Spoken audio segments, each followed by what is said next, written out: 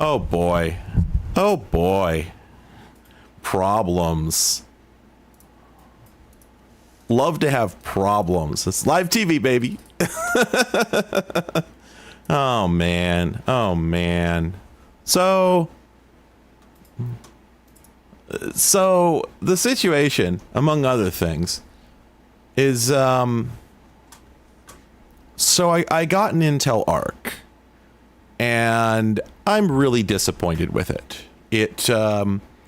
I was using a RTX 4080, and I wasn't expecting it to be on par with that. Like, I'm not dumb, but I didn't really know what the delta was going to be between.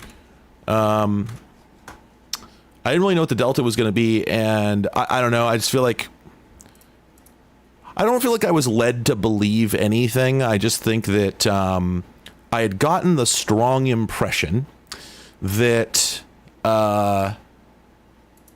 it was in a performance class, which it just isn't in. Apparently, that's what it comes down to. And yeah, it's a little frustrating. I'll be frank. It's also frustrating that I can't capture this window. Oh man, oh boy, just having a lot of issues. Here's the thing. Don't get me wrong here. It does an awful lot of things that it shouldn't be able to do for the price. You know what I mean? Like, that's, people say that, and it's still true. Still true. There's still a lot of value to it, and I think it's probably worth it for the right person. I guess my take is just, I've been a little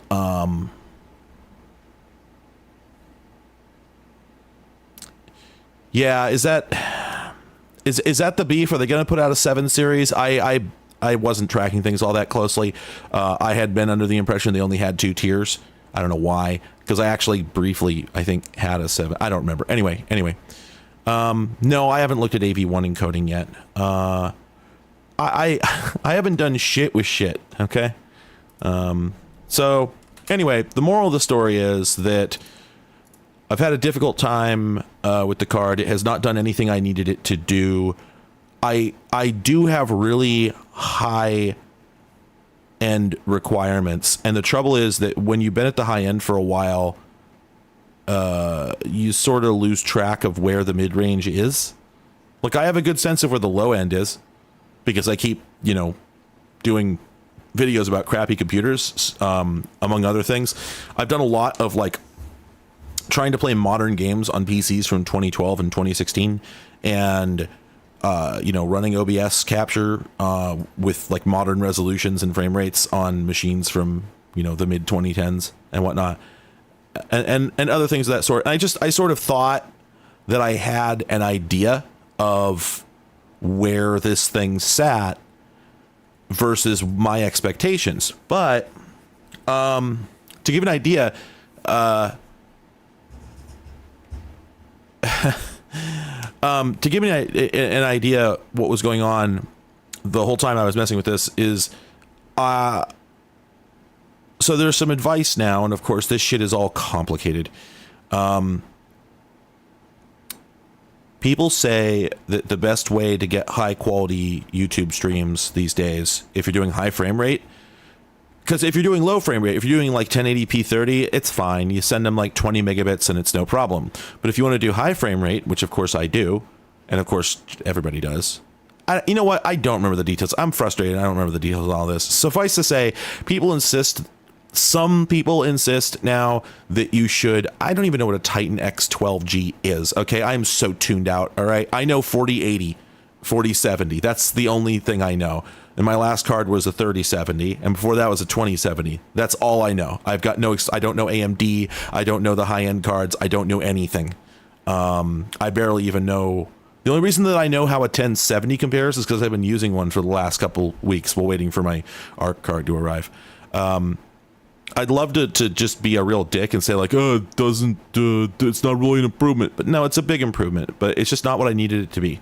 Anyway, so people insist that the best way to do 1080 high frame rate streaming to YouTube is to stream in 2K. So you set your OBS canvas to 1080 and then you upscale it to 2K, not because it makes it look better, but just because YouTube will accept a higher bitrate.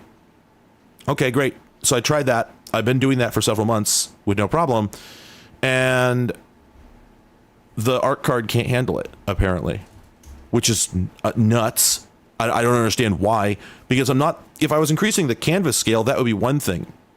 But so like right now I'm sitting here and OBS is pulling like 35% of the 3D compute on the GPU, on the ARC.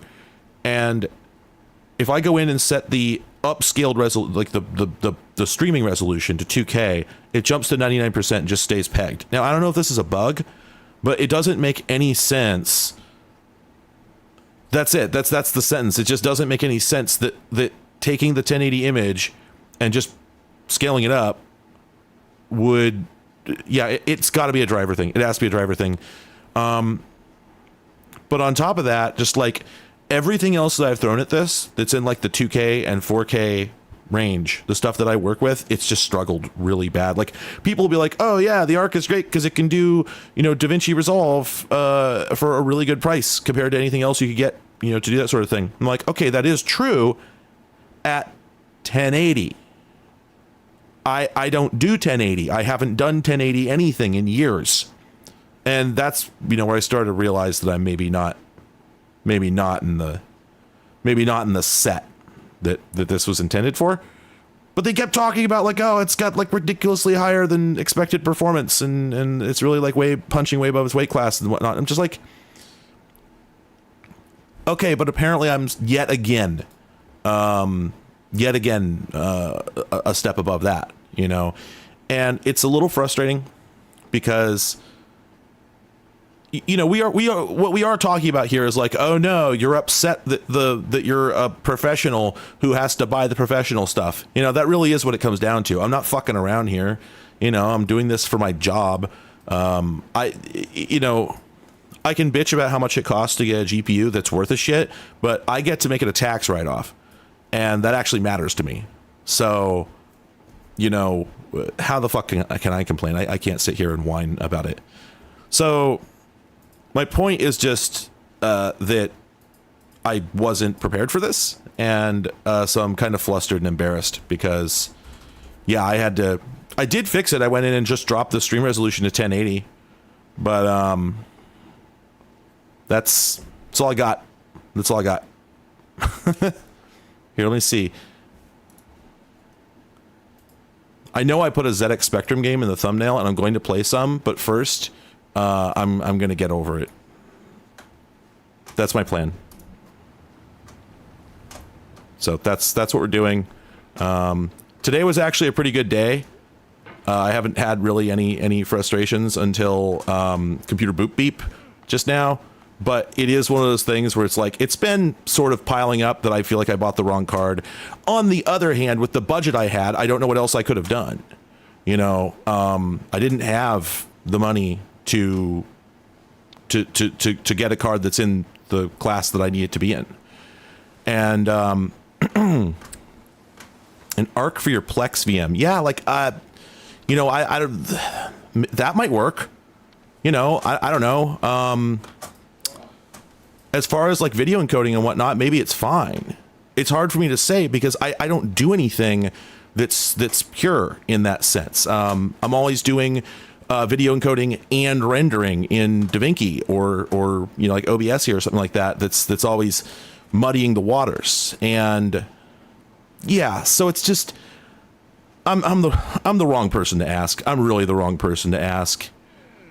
And what do I know? Maybe when all is said and done, like I'm probably going to keep the card, because I don't have any other. Theoretically, people say the thing is 3060 class or 4060 class or whatever it is, and that might be true. I guess I just don't know what that is. Like I guess I just don't know what that class of device is like. I thought I did, but apparently it is considerably lower end than I thought it was. which is a very embarrassing and, you know, classist thing to say, but what can I say? It's just, that's the position I'm in.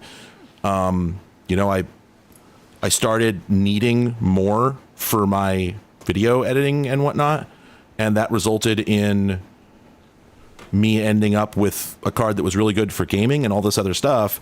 And so I've been not at the top end, you know, but clearly way higher than most people are, even further than I thought, and not on purpose per se. So I feel a little embarrassed about it, you know. Obviously, like as one's economic conditions, you know, improve, you get more isolated from what everybody else is dealing with. And that's something you just have to deal with if you know, experience, you know, financial success, as it were. Hate that word, but what can you do? But sometimes you notice that it's happening, and it doesn't feel great. So anyway, because I was feeling bad, I decided I would play this game. That'll fix it.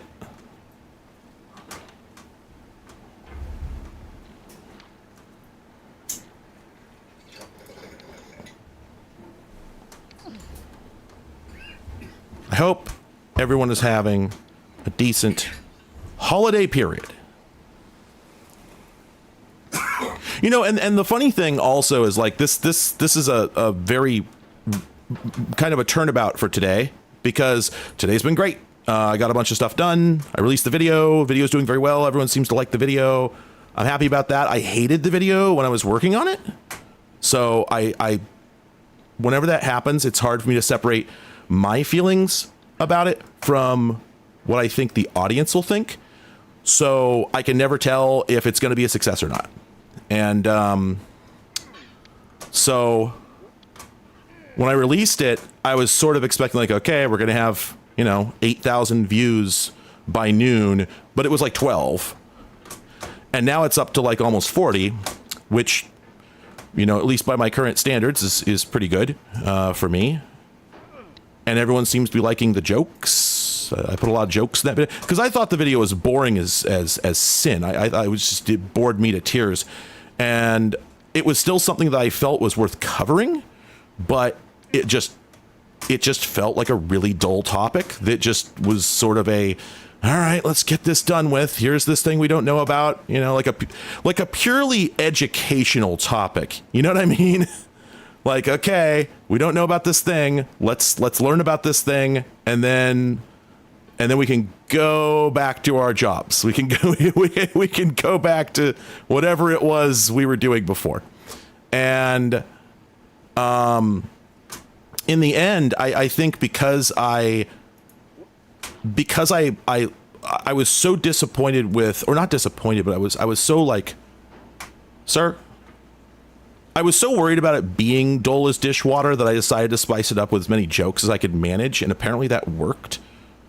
Like, I think that had I not done that, it would not have been a fun watch, personally.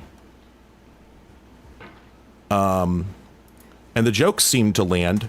So, you know, sometimes I make a video with a bunch of jokes and none of them land. Like, nobody likes them, or they don't do what I need them to do to make the video good. And so it's just okay. And sometimes I do this and it's actually kind of disappointing, because I'm like, well, wish I could have saved those jokes for another time. But I mean, it's not like I would ever reuse a joke, right? That would never happen. It's funny, actually, because on that topic, a lot of people, well, relatively speaking, a number of patrons were like, hey, you forgot to put the two of them here at this point in the video. And I'm like, I did. And then I thought about it, and I'm like, not that the joke is played out. I love the two of them cats. But maybe if I didn't think to do it, maybe I just shouldn't do it. Maybe, you know, like I felt that the particular points in question sort of stood on their own. So yeah, it's one of those, again, one of those things where sort of sometimes you gotta step back and assess, you know?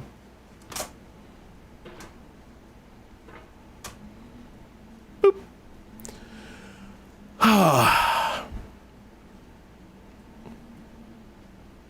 By the way, thank you, Drannon. I am very pleased with the MakeMKV pamphlet joke, because I wrote that in the script, and then I was thinking to myself as I'm shooting it, my God, I have to have the pamphlet. And I'm like, what would it say? Like, what does the MakeMKV pamphlet have on it? And I think the best possible line is, you can play the videos in VLC, but the menus will not work, which is both accurate and like the dismalness of the whole experience. I have never gotten MakeMKV to work. I have only vaguely looked at it.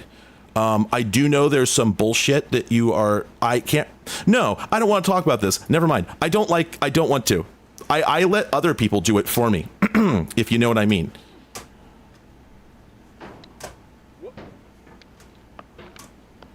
I got so upset about MakeMKV that I fell off the stairs. Ugh.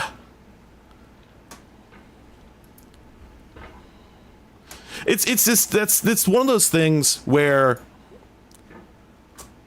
probably I don't need to explain this, but there's certain things where you don't really have a problem with the software tool itself.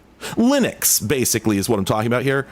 You don't really have a problem with the software tool itself, except that it's a thought terminating cliche where you're like, okay, I'm gonna head over to Reddit and I'm gonna ask if anybody knows what's going on with this HTTP behavior I'm having.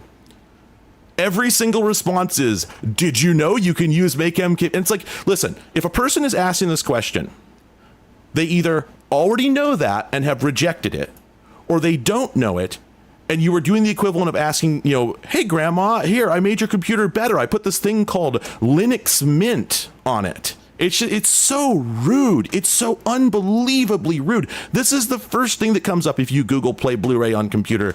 If you didn't click it, it's because you don't want it, or you don't understand it, and you're not interested in learning. And I'm not interested in learning, and I do understand it. So, the program is fine. I'm glad the program exists. I would be using it if I wanted to use it, and I think the same is probably true for nearly everybody.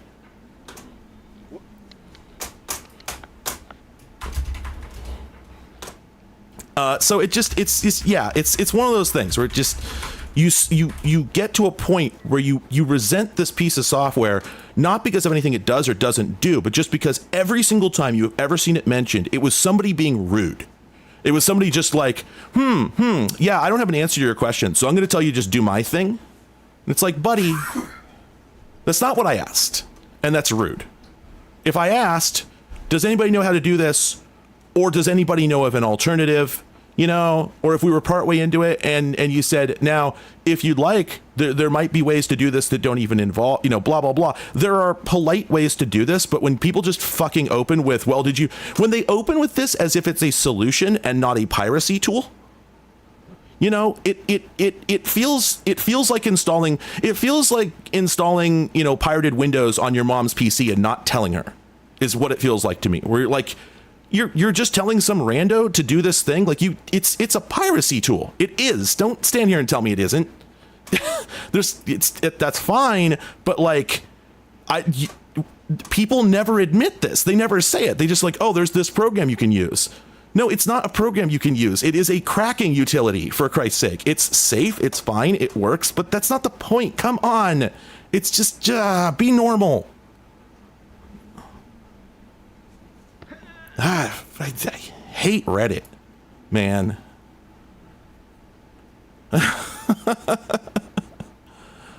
Yeah, I mean, there's FOSS software I like, but God forbid I ever recommend anybody use it. I use Inkscape all the time, but man, ugh.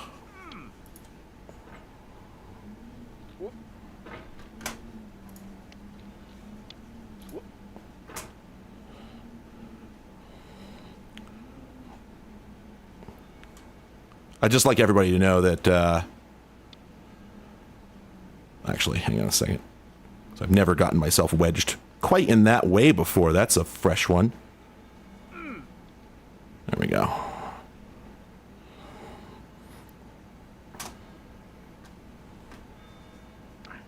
Oh, okay, there it was.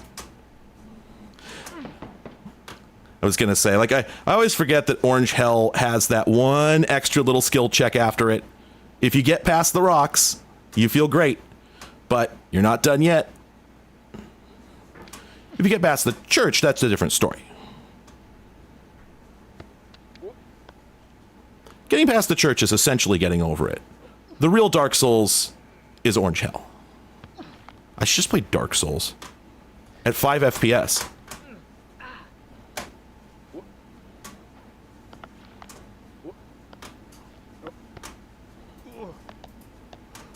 Boy, this is embarrassing.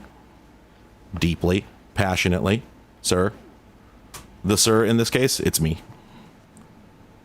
I had completely forgotten that the horse armor joke was an Oblivion thing. I had completely forgotten this. I remembered horse armor being this big bit in the mid 2010s at some point. I remember people being upset about it, but I thought it was in WoW. I thought it was a WoW joke, or a WoW cause celebrate, I should say. So when it popped up in, I should be clear that, like, I've never gotten over being mad about DLC prompts. I'm still angry about it, and it's just so, to me, it's just so insulting. Like, it's so insulting. Like, if you went out of your way to buy the DLC and the game, like, knows this is your first time firing it up, that's one thing. And I also know that, like, this has been improved. Improvements have been made to this, but I still can't get over just how arresting and, like, because back in like 2008, when the Oblivion thing, or when really all of Bethesda's games were just loaded to the gills with weird DLC like this, and a few other games. The problem was that the DLC was bad. Like, it was really immersion breaking. And so you weren't just like, here's a quest marker. It was always like, yeah, we've put end game loot in your inventory. And now, in order to begin the game in a remotely normal way, you have to, like, pick up this power armor and choose to throw it away. And, like, realistically, who cares? But also diegetically, come on. You're going to make me do that? Really? You're going to, like, I just made a new character. Time to throw away this gun that can kill everything in the game in one shot for the first, like, 6 hours of the game. Like, that's silly that you would make me do that. It's just, And my understanding is, like, that has largely stopped. That's not really a thing anymore in games. The DLC has gotten much better, and I don't usually interact with the stuff anyway for reasons, but to the extent that I have, it's better. It's better now. But I still just never stopped thinking about how rude it used to be. And how you could just, like, you could tell that it was made months later by a disinterested team that had not worked on the original game. It's just like some junior devs they hired who needed something to do. Yeah, make some DLC. And I don't think that's the case anymore. I think that's, like, a very much a thing of the past, but it's still just kind of burns my ass. I guess it's like, this is the equivalent of being like this is the equivalent of being like a boomer who remembers that one time they bought a Buick that was bad in the 60s and is still mad about it, even though it's basically not even the same company anymore. So I know that I'm very much old man yelling at cloud here, and, like, I'm objectively wrong, but I wasn't wrong back then. Horse armor.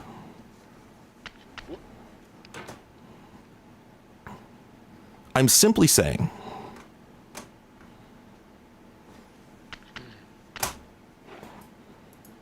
fuck the hat. Fuck the hat. Every time.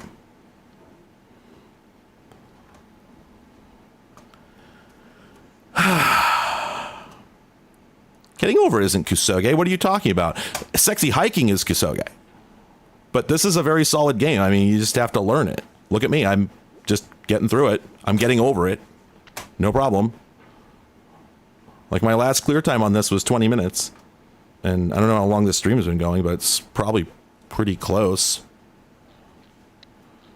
I mean, there's there's a small, just a little bit of voiceover in the game where Bennett Foddy talks about what he considers a B game to be, which might be what you're referring to, but I don't think that's the same as Kasuge.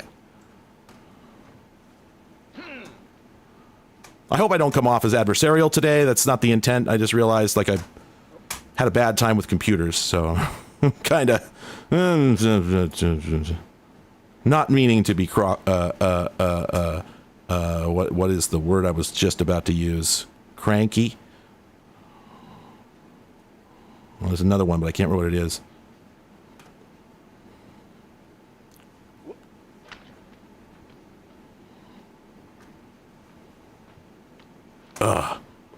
Actually, I love this game. I wish there was a second one, but it wouldn't make any sense.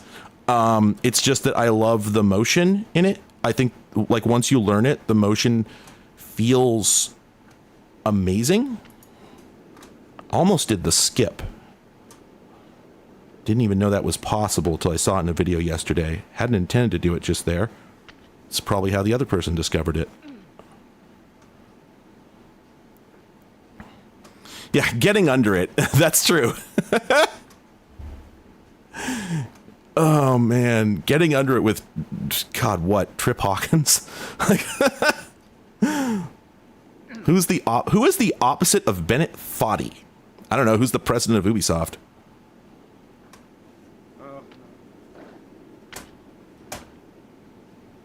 Jonathan Far Cry. All right, let's see. That's the boy. Oops.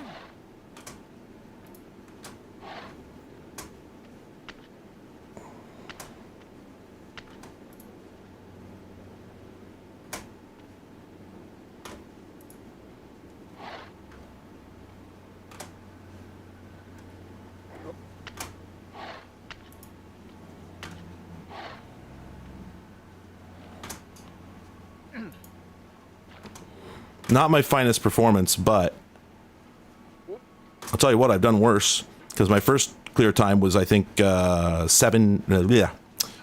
years, I want to say. I think it took me 5 years.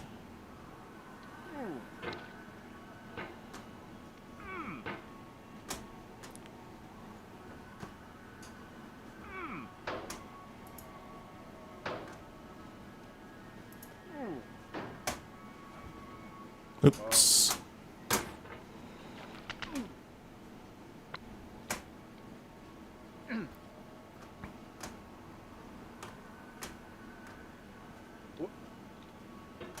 Wait, can you soft lock here? I mean, I imagine there's a lot of soft locks in this game, but I have not heard, nor do I necessarily want to hear the getting over it meta, if I'm perfectly honest. Like, that's not a dig. I'm just like, I hate the idea that anybody else is playing this game. I thought it was a pretty cool experience, personally. And I don't want to take any of the magic out of it, really.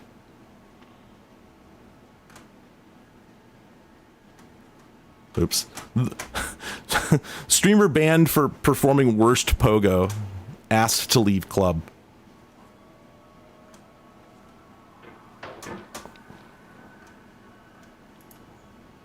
Can't pogo today. It's because I'm all stressed due to the Intel Arc, is what it is. The Intel Arc has decreased my my gamer KPIs considerably. My FPS is down. My KPIs are down. Corporate is threatening a restructuring at any moment if I don't get all of my numbers back in the black by AC/DC.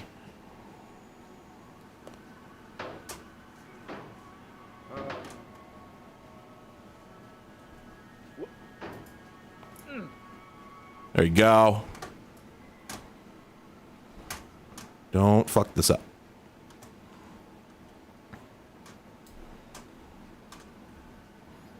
For the first time, I fucked it up the other day. Fucking it up with Bennett Foddy.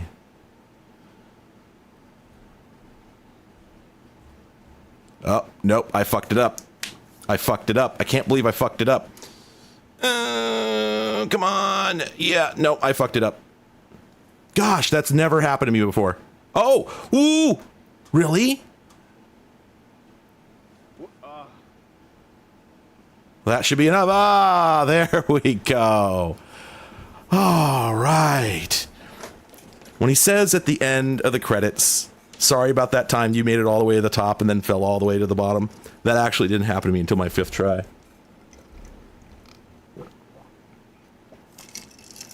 So I didn't really know it was possible. All right, what was our clear time? Well, the whole stream has been 32 minutes. So that was probably on the order of 20 odd. So I could probably do it again.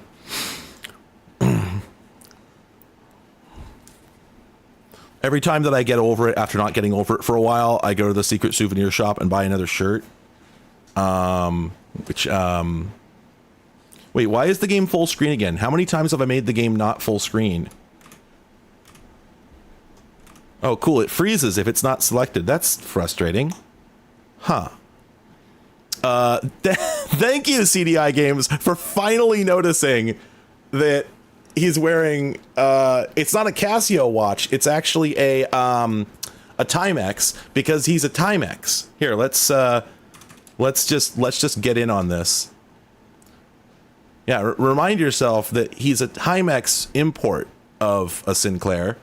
And so, yeah, he's got that good shit. Can we, oh, no, that's not going to work. Hang on. There we go. There we go. I modeled this.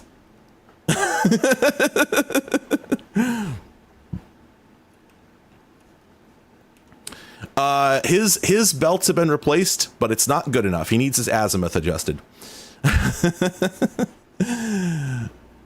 Oh yeah, I'm glad I could I'm glad I was able to beat the game on stream for anybody who hasn't seen it before. It's a good game. It's not as long as it looks. And I highly recommend, if you have not gotten over it, that you get over it. It is tough, but it's worth it, in my opinion. I think it's very much worth it.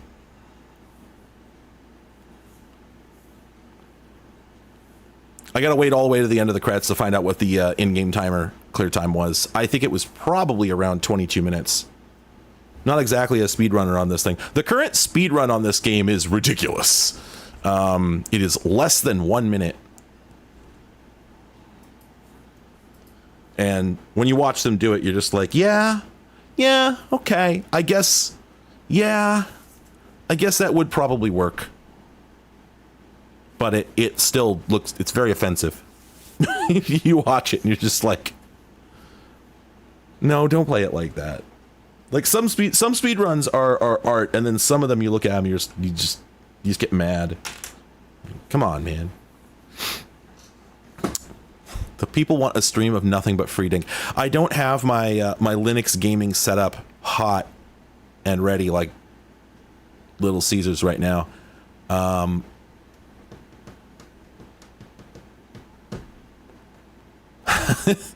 Well, here's the thing. The reason I started this game despite being frustrated, I'm not going to. 22 minutes. Okay, there we go. No, there we go. Bonk. I tried the Arc on Linux lightly, but not that hard. Anyway, the reason I started this, despite already being frustrated, is because the game isn't frustrating to me anymore. Because I figured it out. Now that I get it,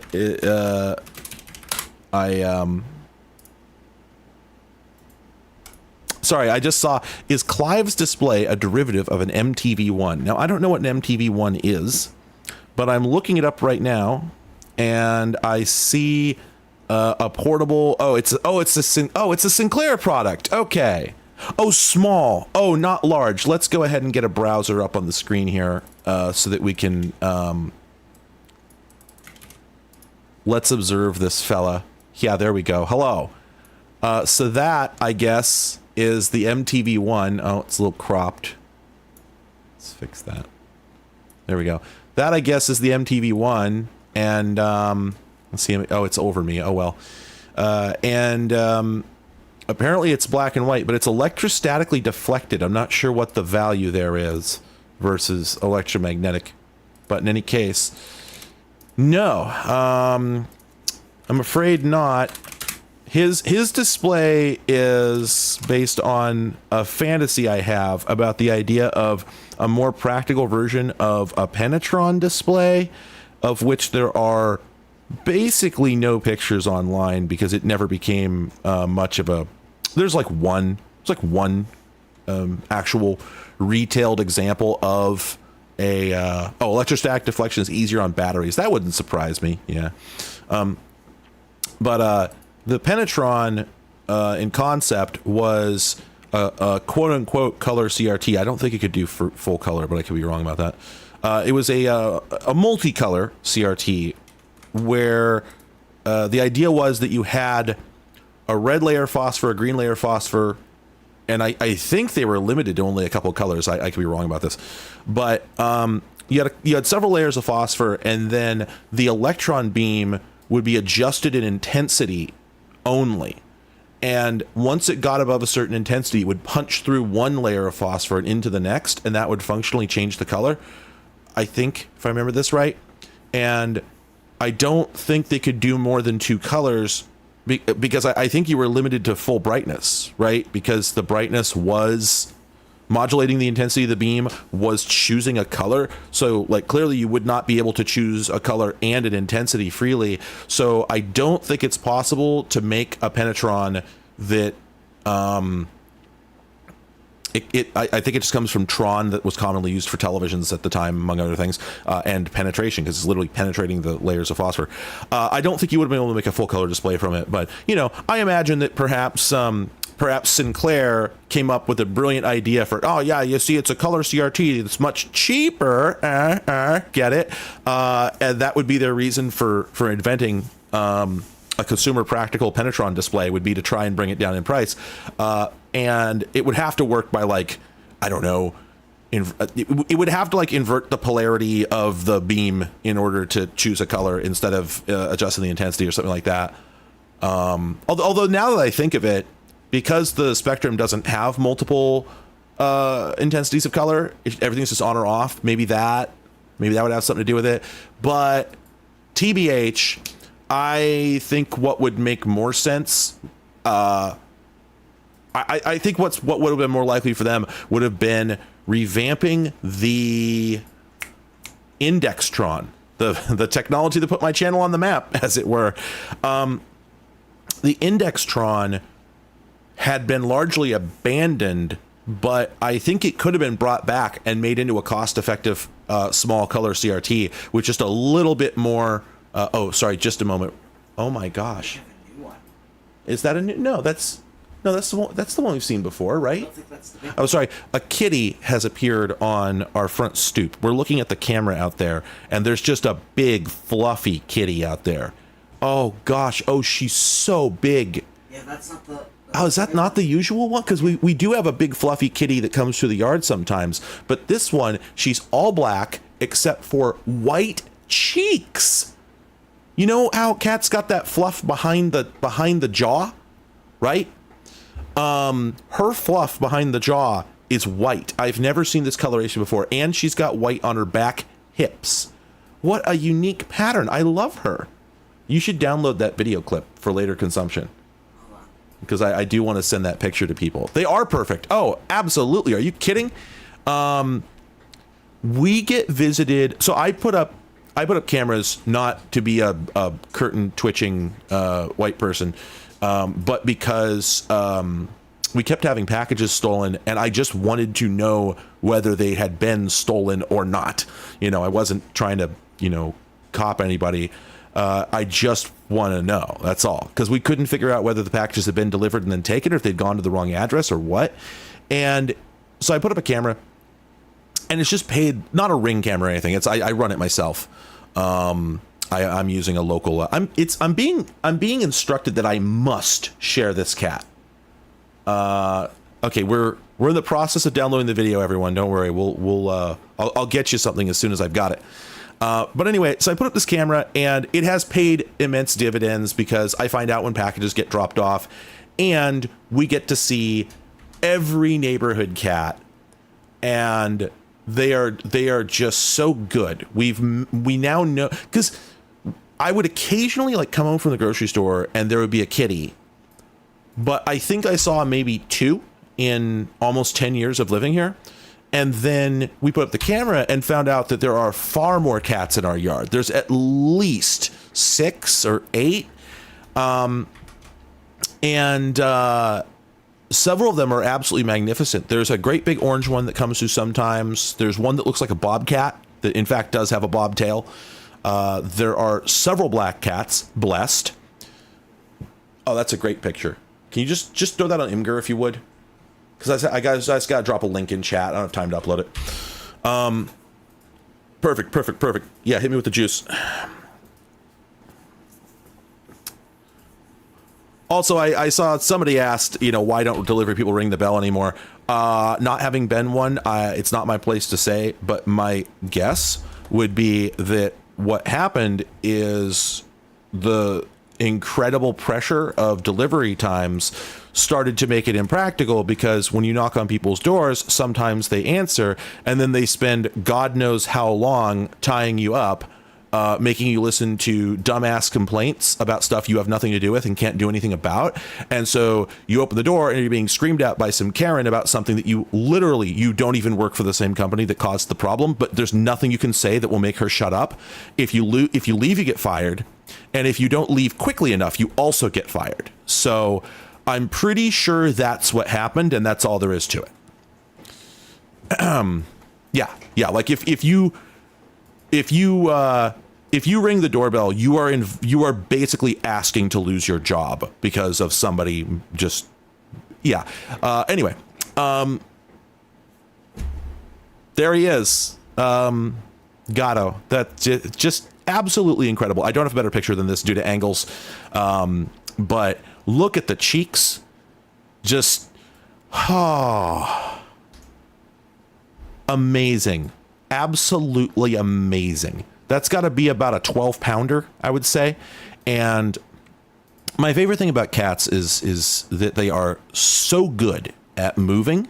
And this one was no exception. When they got up to leave, the grace, the grace and poise was correct. Yeah, Kitby. That's true. Kibbity. Pointing. There they are. That's them. Hello. I will give you $50 if I can pet. I would give them mackerel. That's true. I would give them a whole can of mackerel, if I'm completely honest. Also, what we have, sorry, I had to collect my thoughts there for a moment. Raccoons.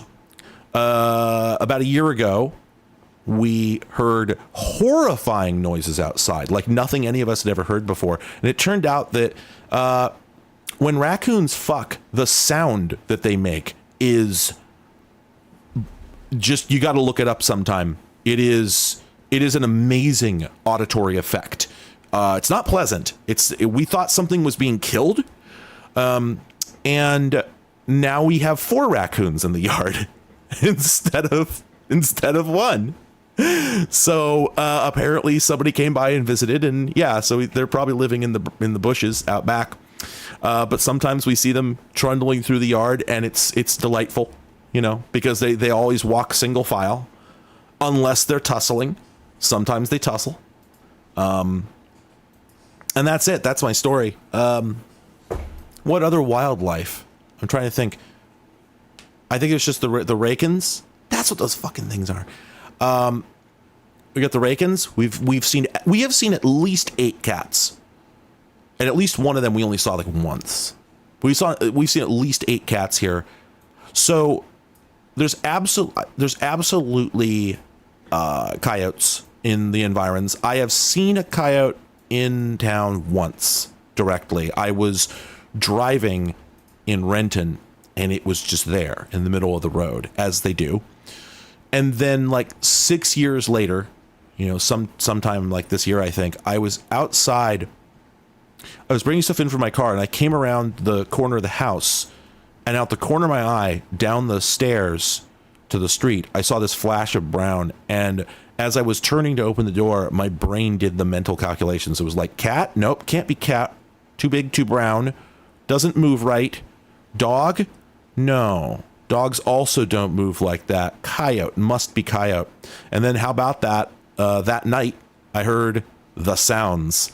And for about 2 more nights, we heard the sounds, and then they moved on somewhere. There was also the time that one of the people I live with just went out the front door and turned to their right, and there was a buck. There was just a whole ass buck, like antlers and all, just hanging out there in the front yard. And like, that was weird. We don't see deer in the, like, we're in the city. Like, I'm in Seattle city limits, so it was a bit strange. But there's green belts all over the place up here, and they make their way in.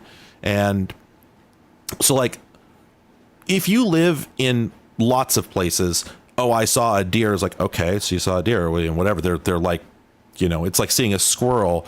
You know, you get more mad than you do excited. But this ain't that around here. They usually do not come anywhere this close to dense civilization. So that was pretty wild. I didn't get to see it, but we were careful for the next couple days because, you know, he had the antlers and was probably not too comfortable being where he was. Probably realized he'd wandered in the wrong direction. So want to keep your distance. But aminals, you know what I mean? You know, you hear about this? Anybody hear about this? Anybody hear about aminals? It's wild. It's fucked up. Fucked up if true. All right. I don't even know what to do with myself tonight. I just felt like I probably should do a stream. So here I am. And I don't know. Spectrum games? Is it real? Could it be real?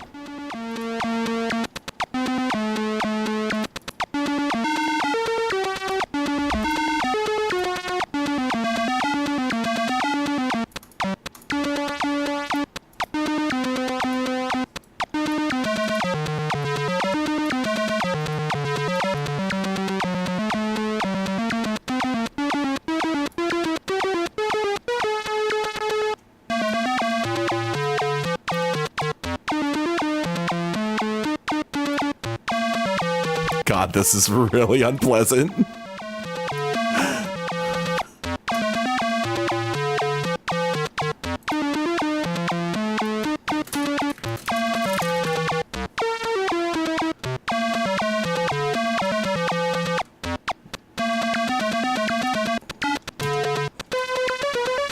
Okay. Game focus on. There we go. There we go. Whew. I saw somebody, I'm sorry, it scrolled up, but I saw somebody ask what ears I gave Clive. These are just the ears that came with the model. I ain't know at all anything about the Proots lore. Okay? These are just the ears he's got. All right. Okay, let's see. All right, we got I don't want a Teclado. I want a Kemp. So we don't need to redefine our tech list. Let's Jugar. Oh my god. I own two Spectrums. Oh god, please don't do it again. There we go. Oh man, don't even come at me with this. Are you telling me that you've forgotten the controls again? Core defined input. Oh my god, this is so exhausting. Yeah, I mean, I guess I probably should have commented on the fact that, like, we do have, you know, when people in like the mid 2000s started doing those hilarious bits where they would draw Pokemon as if they were like horrifying eldritch monsters? Like, this is that. Very original. Anyway. All right, Kempston, Jugar. Oh my god, please stop. Okay, let's try it again. Oh my god, please just let me... Oh, there we go. We're packing. So a while back, I was reading about video game IP law. Oh my god, I immediately get fucked by Dose Ghosts. Ugh. Anyway, so a while back I was reading about video game IP law, and like, I can't remember what got me on this in the first place, but basically, you lose a frame when you turn the corner. So the ghost was right on my ass, and that was just enough time to catch up. That sucks. God, I'm gonna get through this sentence someday. So I was reading about like video game IP law a while back, and there were a number of seminal cases in the 80s, as one can imagine, and one of them involved Sierra Online and oh my god, yeah, because I can remember who the hell made Pac-Man. Namco. I think it was either Pac-Man or one of the other like extremely widely cloned games. Oh no, I do remember what it was. There was at least one lawsuit over Pac-Man where they had to define what kind of game Pac-Man was. And so there was like a patent drawing in the brief, which illustrated like how Pac-Man and this other like obvious Pac-Man clone were definitely the same game. I don't think this was the lawsuit with Sierra, because like this just happened over and over and over and over and over. There were all these companies that cloned Pac-Man pretty much pixel for pixel. But the reason this is important is because they actually gave a name, like a taxonomic like category, to the sort of thing that Pac-Man is. And as soon as I finish this level, I'm going to go look up what it is. I was going to tell a different story, but now I'm going to tell this one. Okay, cool. All right, one moment. Yeah, this looks pretty good for a Spectrum game. It's a pretty late one, and they put a lot of effort into the sprites, so you know that's all good. The problem is that because it's using the zoomed in version of the map that was common to so many Pac-Man clones, you can't actually. Well, you saw earlier I got fucked by a couple of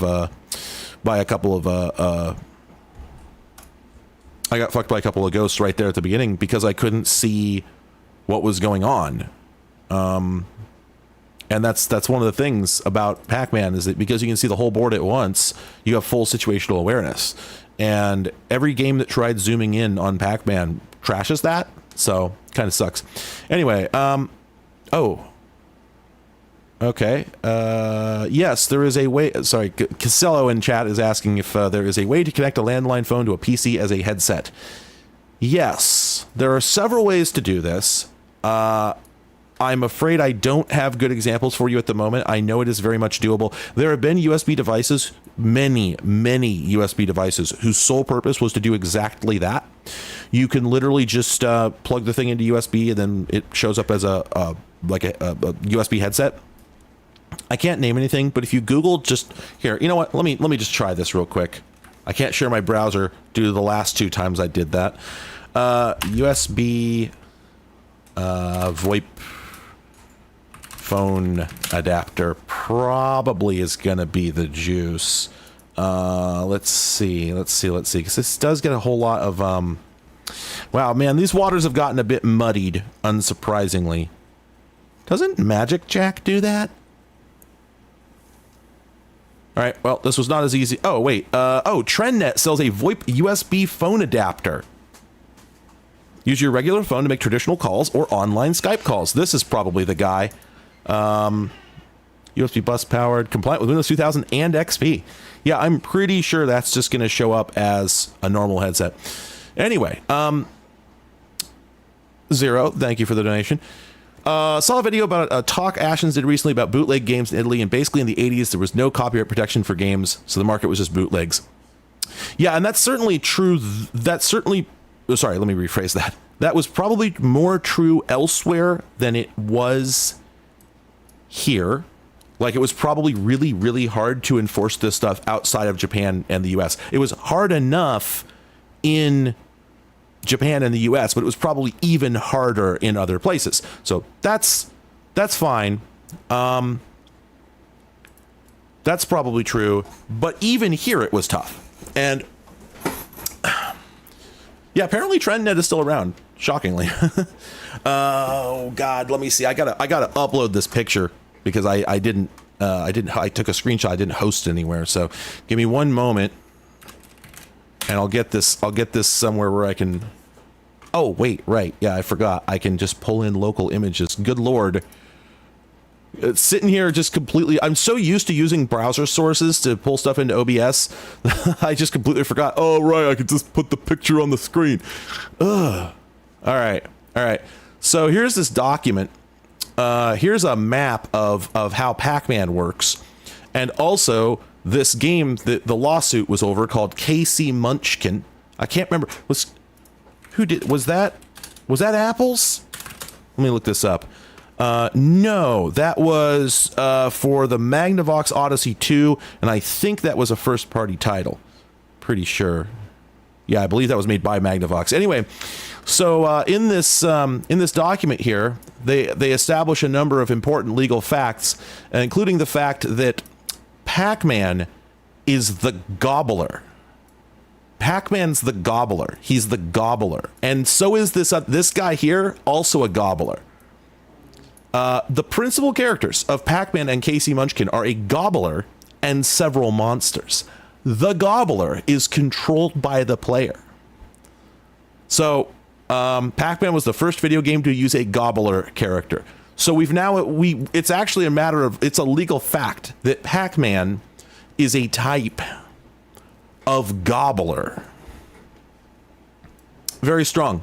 Very strong. Okay, now, moving on to the Sierra business. Sierra made a game called Jawbreaker.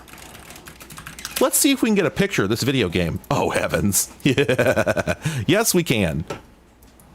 Oh, a sparkling passion fruit LaCroix. Thank you. Oh, that's fair. Yeah, that's probably a good idea. 1. Thank you. Okay, let me just get a picture of this here. I think I remember what happened here. Now I get to use the browser source. I know what I'm doing. Definitely. All right. Let's reset this transform here. I'm always doing this. I'm always saying this. So yeah, Jawbreaker was just a little bit, just slightly inspired. Just slightly. Whew. Sierra. Voice cracked there. You get the gist, though. Wait, let me mute the mic and give it a couple more tries.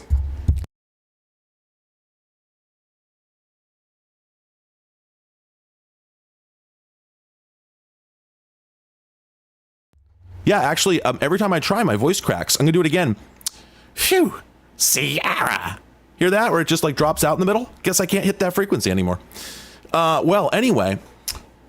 So yeah, the Sierra Online got sued over this, and here's the line from Ken Williams. Sorry, he won. I should be clear. He won the lawsuit, okay, which he absolutely should not have. The court should not have awarded him this judgment. Like I don't understand what was going on. Like I've read the judgments, so it's not just that the judges had no idea what they were looking at or anything like that. They did. They just were wrong, and I don't know why. So anyway, eventually the meta would start to shift, like the legal legal opinions on this would start to shift towards not permitting clones as much, but it was muddied for a little bit. So this was during that time. And so Ken Williams, getting interviewed like on the courthouse steps, says, "I don't think Jawbreaker is a ripoff of Pac-Man, and I definitely won't take Atari's word for it. If a judge tells me it's a ripoff, I'll gladly take it off the market." But then it goes on to say, as in Chicago, the federal judge found no reason to grant Atari's request for an injunction prohibiting the sale of Jawbreaker, but the issue is so complex that even Williams didn't know if he'd won something or lost. Quote, "If this opens the door to other programmers ripping off my software, then what happened here was a bad thing."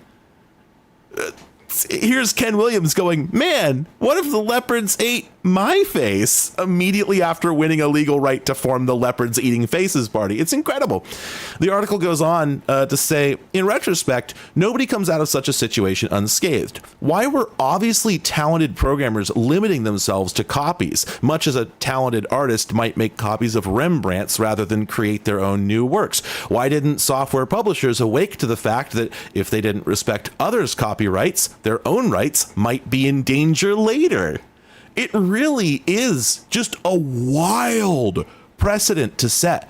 Like, it's what, let's be real, the companies that were doing this in the first days, you know, like the initial days of it, back in like 1978, when or even earlier, right? It was like 75, something like that, when Space Invaders came out. Like, that game is old as hell. Let me check my numbers there. You know what? Thank you, Google, for telling me that Space Invaders Anniversary came out in 2003. That's what I wanted to know. That was 78. When was Pong? Pong was 72. Oh, okay. I'm thinking of something else in between. Anyway, back when like Space Invaders and Asteroids and whatnot were the current, you know, state of the industry, they were getting cloned left and right, and they were just like super blatant clones. Like, people were just making a game called, you know, Space Rocks, and it was just literally asteroids. But the thing is, it's very reasonable, I think, to look back on that with, you know, the more informed and experienced eyes of a grown-up, as it were, and to say, you know what, it really is very possible that just nobody knew that anyone would ever care about that. Like, this was such a new thing. It was so completely just out. It came out of the blue. It was such a novelty, and it's very easy to look at something like that where you don't even know if it's going to be there a week from now, and think, sure, I'll make one too, and you know, to not even really make the connection that it's that you're infringing on a unique thing. Like, it was hard to even. It was hard to even, nobody thought of the word genre to apply to this. You know, nobody had thought of game. It was all so new, right? So I can believe that at the very outset, it was a mix of people straight up not even thinking about it, and just cash grabs, just desperate, rapid, you know, okay, we got to do this right now to get it on the ground floor, cash grabs, both of which make perfect sense for when it was and what it was.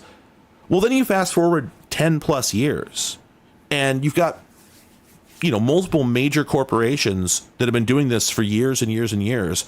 And then, you know, people like Ken Williams, who absolutely knows the state of things. And you think, if one of these people sits down to rip off a game, they know exactly what they're doing. They know precisely what that's going to do to the, you know, to the industry and the economy. And they might do it anyway, but they know what they're doing. Like, there's no, naivety is not a defense at that point. Now, you know, should they not have been able to? You know, that's not my place to say. I wasn't there. I don't know what it was like trying to get started in games like that. The point that's made in this article, why don't, you know, they said, why don't programmers come up with new ideas? And the answer is probably that was really hard. I mean, we still have whole teams work on coming up with new ideas separate from the programmers. And back then, the majority of game companies were, you know, one or two people, and one of them was probably doing the business stuff. So it's like, if you wanted to get in on this, if programming computer was the thing that you could do, there weren't nearly as many jobs in it as there are now. And looking at the video game market and its explosive growth in a retail sector, not selling to businesses, not trying to sell to distributors, but like selling directly to individuals. That was you were making money for nothing. You know, you sit down at the computer that you already bought for unrelated reasons, tippy tappy typey, and a few weeks later you have something that can generate hundreds of dollars in revenue. Who cares about copyright? Who cares about whether you're infringing on something? And especially if you already see other people are doing it, and it's been going on for years. I get all that. But when you get up to the level of, like, these were two of the biggest video game companies in the world.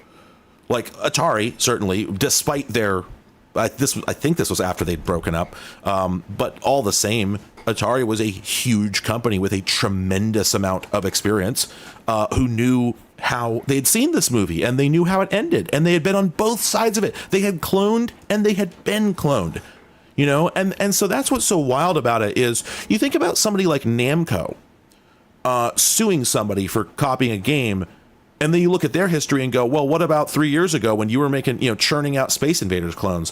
What about every single company that started out by making Pong clones? You know, let he who is without game sin cast the first lawsuit. And I mean, obviously it was going to play out the way that it did, but it's still really weird reading about it in retrospect and going like, why were all these people acting like somehow these actions were happening in a vacuum? What was that about? I'm gonna open this passion fruit LaCroix. Sorry if that was loud. Again, I'm sure the leopards won't eat my face. I'll be the one doing the... Yeah. Anyway. Whoa. What? Whoa. Now, you could have put that on the first level, buds. We didn't know what you were up to, okay? I was sitting over here talking all this shit. And then the game's got fucking... The game's got fucking robot programming going on in the damn play field. Nobody saw that coming. Oh, I'm getting enghosted here. What? Whoa. Wait a minute. That's not a... What? Whoa. What? Why? What? Why am I him? Huh? Am I a hippo? I'm a hippo. But why am I a hippo?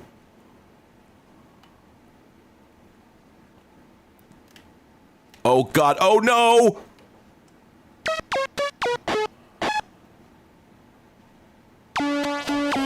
Holy crap.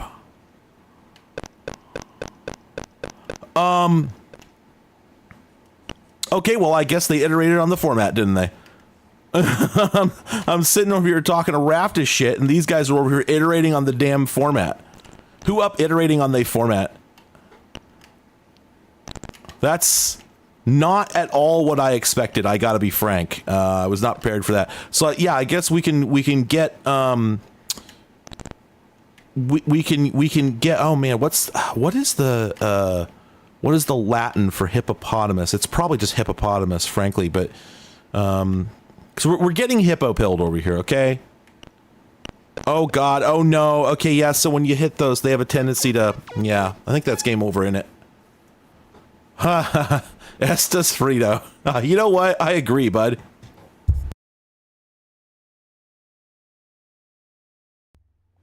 Wow, this is very Pogramado by. This is very strong. I was sitting here talking a raft of shit. Oh, I probably should look at the demo. That's a good idea, but I already just dived into another game. Dove. It's really funny that they would start out the game by showing you something that just looks for all the world like, hey, it's Pac-Man, but we messed up the level a little bit, and we made it zoomed in so you can't see what's going on. Yeah, that's sort of a weird way to introduce the player, but I guess, you know, people didn't know things so much back then that they know now, so you know, I don't know.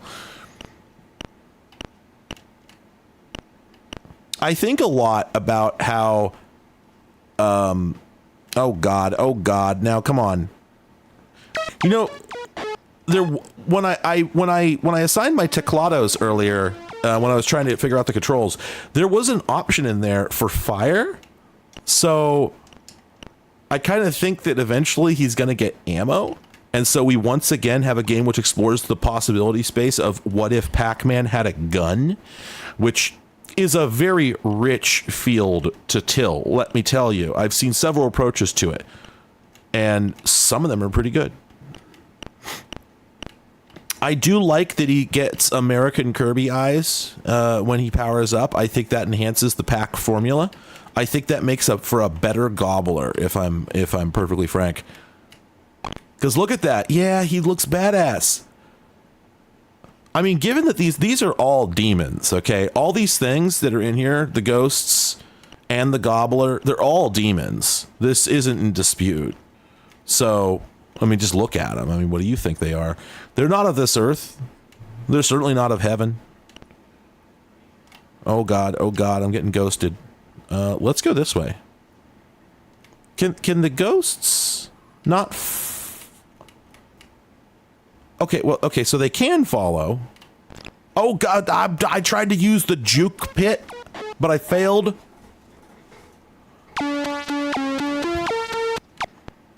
You know, let me just point something out. You know, I guess it's an optical illusion, but I could swear that the version of him at the bottom in the lives meter looks just the tiniest bit startled or terrified. But I guess maybe that is just one of the intermediate frames of animation. I'm reading too much into it.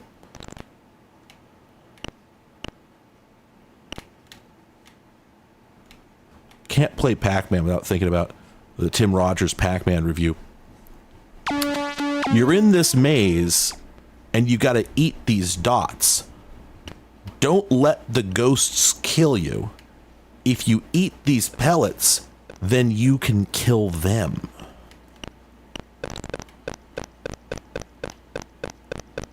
Video games. You know what I'm saying? Oh, don't need to go down there. That's an interesting point. I don't think that the tiles, the pickup tiles, or the whoa shit! I don't think the direction tiles are pips, but they do sort of have kind of a pip illustration on them, so I wonder if they are.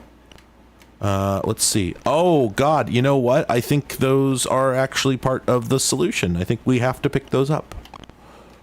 So again, I'm once again criticizing the decision to zoom in the play space, because every time this is done in a Pac-Man clone, you run into the same problem. Like, I wouldn't have run into that ghost if the playfield was not zoomed in this far. And I get why they do it, because it lets them have so much more detail.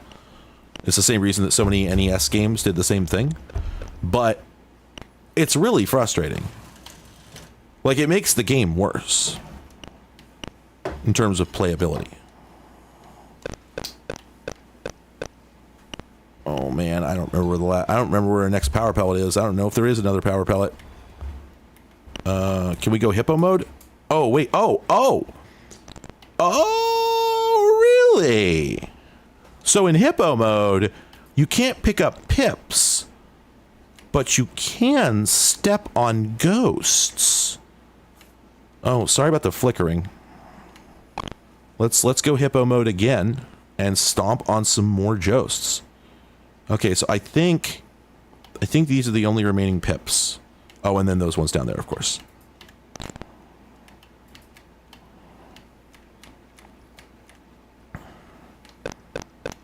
Ah, I missed the first one. There we go. This is an interesting take on Pac-Man, I gotta say. I gotta be perfectly frank here. I was not giving it credit earlier. Okay, good. That is the last one. Whew. Oh, we got an extra life. Oh, delightful. You know what? I'm gonna save state. And then, you know what? I'm sorry, folks, but I need to eat a hot dog. It's actually become that time. So I need y'all to give me a few minutes.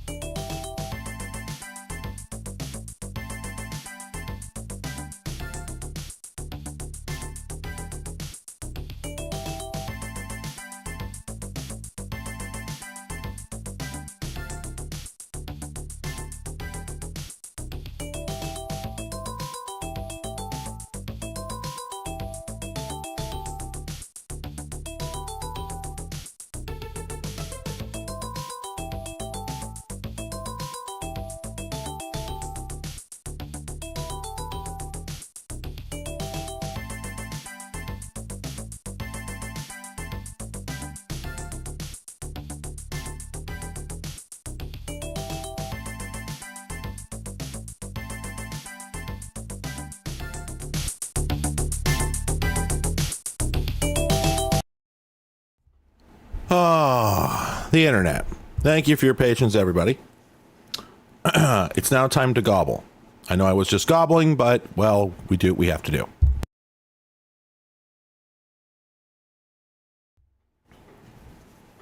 P. All right. What fresh hell?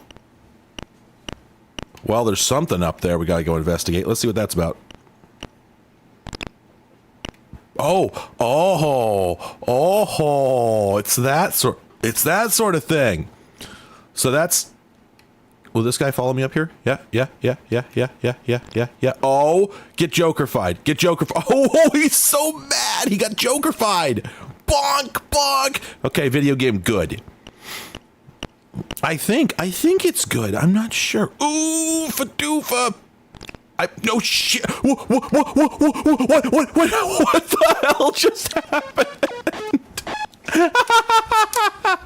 Oh man, video games. You know what? I'm just gonna save scum here, because this. I want to see more of this game, but there's a very small number of lives. I guess I could write a cheat code. I suppose this has got the tools for that, although they're not the most pleasant to use, but I'm sure I could use them. I would have to restart in order to rack that up, but I can do that. You know what? I am amused by the idea of what happens if you give him like 99 lives. Is there just going to be a lot of packs down there? Oh no, I'm sorry. It's not. They're not packs. This isn't Pac-Man. You can't prove that it is. I love that in addition to, I love the idea of just like, yeah, so you know when Pac-Man gets the power pellet? And he gets like strong and he can kill the ghost? Okay, I've got a wild new addition to the game. What if he turned into a hippopotamus and then got a little bit faster and could kill the ghosts but not eat dots? Jesse, what the hell are you talking about? It's just, what? Why? I mean, oh, wait, new thing. Oh crap! No, I want to see that. No, but I want to see that new thing though. Another weird game on the Specky. Oi, me Specky. Sorry, that's something I think Jeff Gerstmann says that a lot, and every time I'm just like, Christ, dude, don't do that.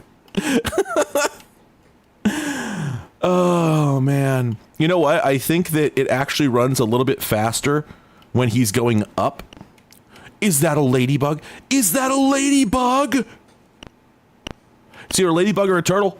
Both are good. Both are top tier creatures. But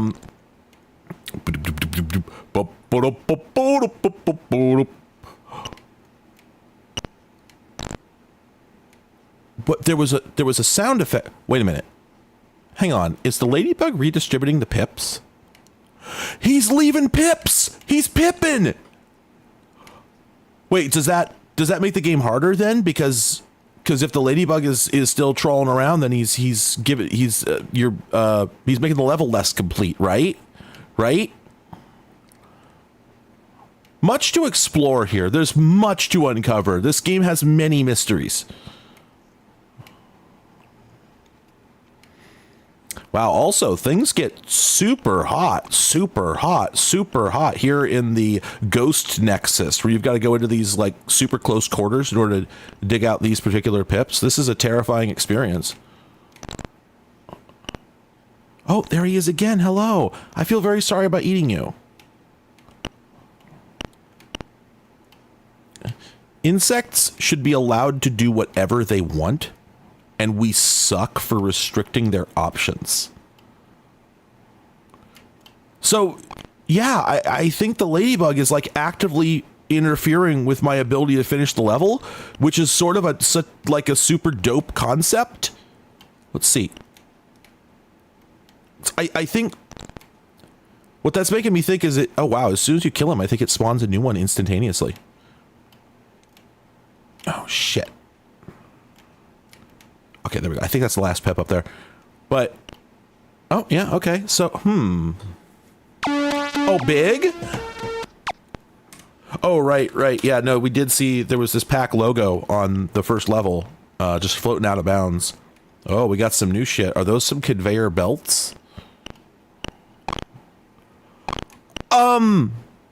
Wait. Tank?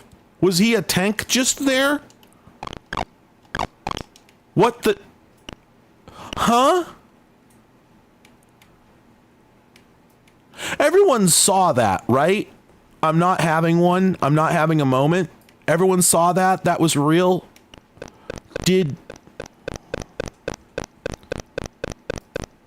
he was a tank, right? Yeah, this game rules. I'm not sure exactly what the hell is going on with it, but it does rule. Whatever it's doing, I'm glad it's doing it, but like,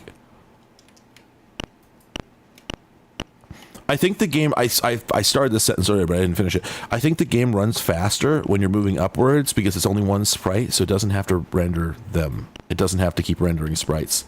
So it's using less CPU instructions. I think that's what's going on, which is incredibly funny if true. I was sure that ghost was going to come up and murder me because I was going through the forced direction things.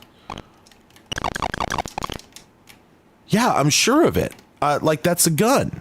I have a gub. Okay, well, I'm sure the next level is going to expand on that. We're going to have to go hippo mode. And oh my god, I love this dude. I love him. He's delightful. This game is so much fun. This game has so many ideas. It's got all those active neurons. Oh shit. Unfortunately, it's difficult. I should have hippoed while I had the chance. I could have stomped on that man, but I was flickering. I was scared. Do we think the ladybug is deadly to touch? I don't want to find out because I only have one life on this earth. I only have, oh shit. Oh, please don't come up here. Okay. I gotta say, this is more dynamic than your typical pack. You know, oh shit. There's so much strategy, you know, on the fly decision making. Okay, so is this guy why the level hasn't ended? Is it because I'm, oh shit. Okay, so I was going to propose this theory earlier that perhaps the only way to end the level if there's a ladybug is that you have to pick up all the normal pips and then chase after the ladybug and pick up every pip that it drops. But yeah, there we go. That can't be true because since the power-up items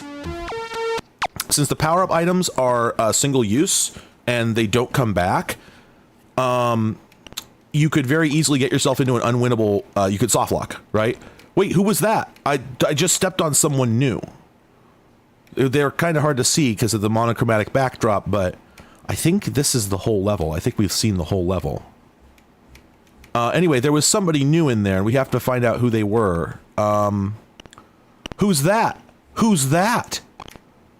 Who's this fellow? Wait, oh, I can't eat him? Oh, he's invulnerable to being... Wait a minute. Can I not eat that? Is there a new type of pip?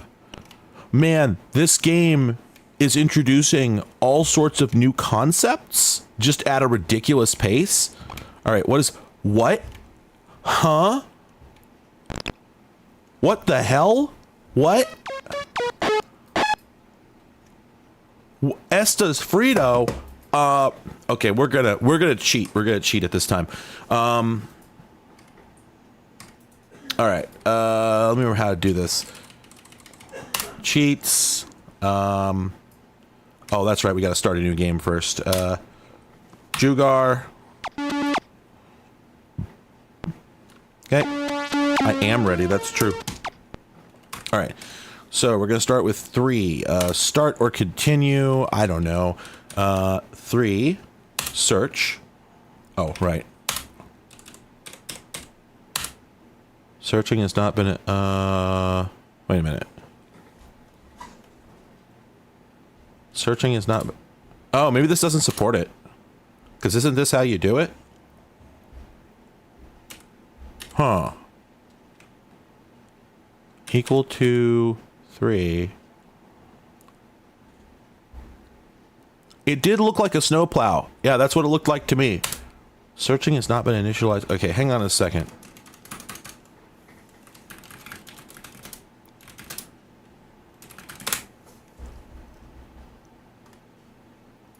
Oh. Crap. Oh no, it doesn't support cheats. Aw, crap. That's unfortunate. Okay, well, in that case, we'll just have to play skillfully. Lord Stort. By which I mean save scum. Alright. Stomp on this feller. Okay, so you can hippo him. The hippo also ignores the directional arrows. So that's cool. But not all that helpful. Because I think the hippo is generally a powered down. Oh, shit. Okay, there we go. I think he is generally supposed to be perceived as a powered down because they seem to sprinkle. You see what I mean? There's just gobs of him in the level, and I think he's considered a power down because you can't collect pips when you are him. But then there's like, yeah, you see like the sort of, it looks like a sunken pip there. So do we have to get Pac-Man holding a map and trying to navigate the Midwest? Let's try this again. I think what we're supposed to do is to get that, yeah, snowplow or whatever the hell it was, and use it to dig out those buried pips. That's what I think is going on. I don't know what it means. Like diegetically, I don't know what that means. Oh God, oh God, oh no. It does look like it does kind of look like he's reading a map. That's really funny. I don't know how this is supposed to work though. But, whoa. Wait a minute. I heard. Oh, okay. Okay. He's like the ladybug. He makes trouble. So that guy runs around and smashes the pips into the ground. Yep. And then you have to use the snowplow to get them back out. Man, Pac-Man cannot withstand this much additional design being just layered on top of it like that. You know what I mean? Like, obviously, you can see how this, like, doesn't really play out. Yeah, there's a tremendous number of very interesting Spanish ZX Spectrum games. Okay, that's about all I could manage of this, because it's getting too complicated for me, but hats off to these fellows for having the bravery to enhance Pac-Man. All right. And it looked like the demo just does level 1. So, all right. Well, we're done with that one, but I'm going to drop the heart. Boop. There we go.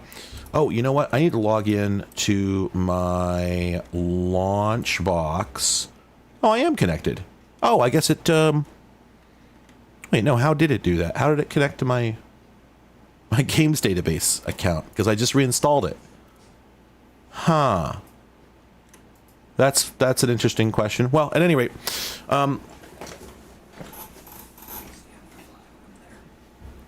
you think it's because of the? Do you think it's because of the license, or do you think it's because of the? Yeah, you have a license key file in there, I believe. Is it you? Huh, that would make sense. Well, anyway. I'm sorry, I just hit sync to sync my whole collection to the Launchbox Games database. It's taking a very long time. It'll be done in like 30 seconds, I suspect. So, play a random module.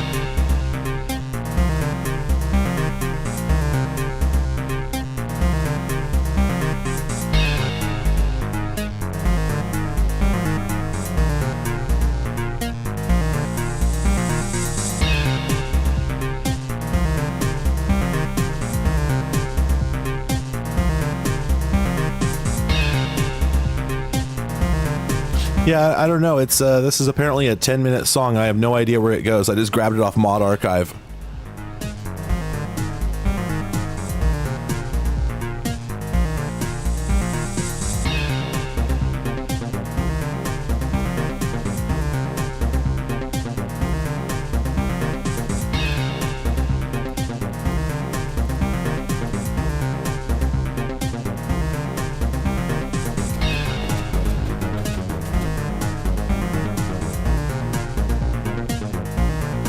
All right, here we go.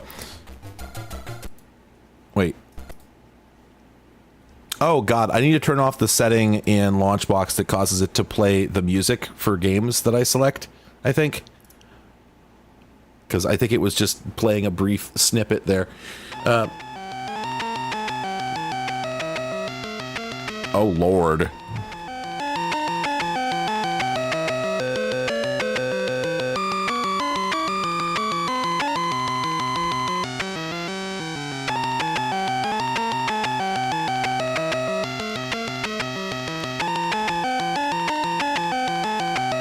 This is not a cat jam. Let me get past this. Yeah, this is not going to be good. Richard, glad you liked the video. The second mini PCIe port on the ZBox, you could put a TV tuner in there, but there's nowhere on the chassis for a port that I saw. So it'd be pretty much impossible to get the antenna out of it. I don't know that mini PCIe TV tuners were really available on the open market, and clearly Zotac didn't intend to include one because there's no mention of it on the box. So you could, but probably not. Yeah, of course it's that Ocean. Ocean was huge on the ZX Spectrum. Massive. Ugh. All right. It says press. Oh God, really? Every single time that I get in here, I am going to have to rebind the damn controller and then restart, because I don't think there's any way to save this setting. Go back one menu. Give me a moment. I'm being given technical advice.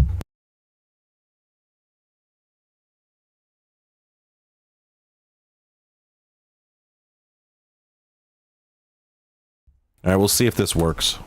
I don't trust like that, but we'll see what happens.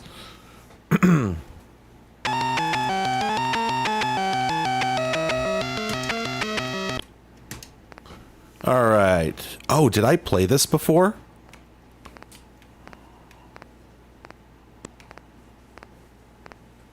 Oh, okay, all right. It's a bouncing ball seen from the top. You can only change your vector when you hit the ground. So you've got to hold the joystick in the direction you want to go, and then it'll take effect if and when you come down again. Okay. Yeah, and... Oh, it's Marble Madness, but really bad. Ha ha ha ha ha ha ha. Okay. All right. Thank you, sir. Okay. So it's, yeah, it's, oops. Whoa. Did we just, okay, because earlier when I fell into that area, I fell off the world and died like I did just there, but I guess there's some places where there's a platform below you, because... No, well, that killed me. Also, I'm really loving how it's one life. You get one.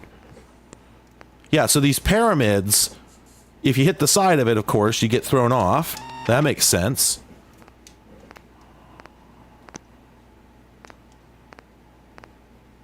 Oh, okay. I just figured something out. If you're just going in a direction, you'll just go like really far in that direction. But if you hold fire, then you'll make these little micro adjust. Oh man, this bastard. There's this ball asshole over here. Wow, this guy sucks. Oh, I hate this guy. This game...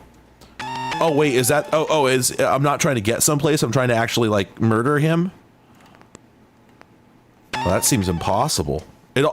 More importantly, it doesn't seem very fun. Okay. I guess I'm the mad ball now. Fully Joker-fied. Wow, this is incomprehensible.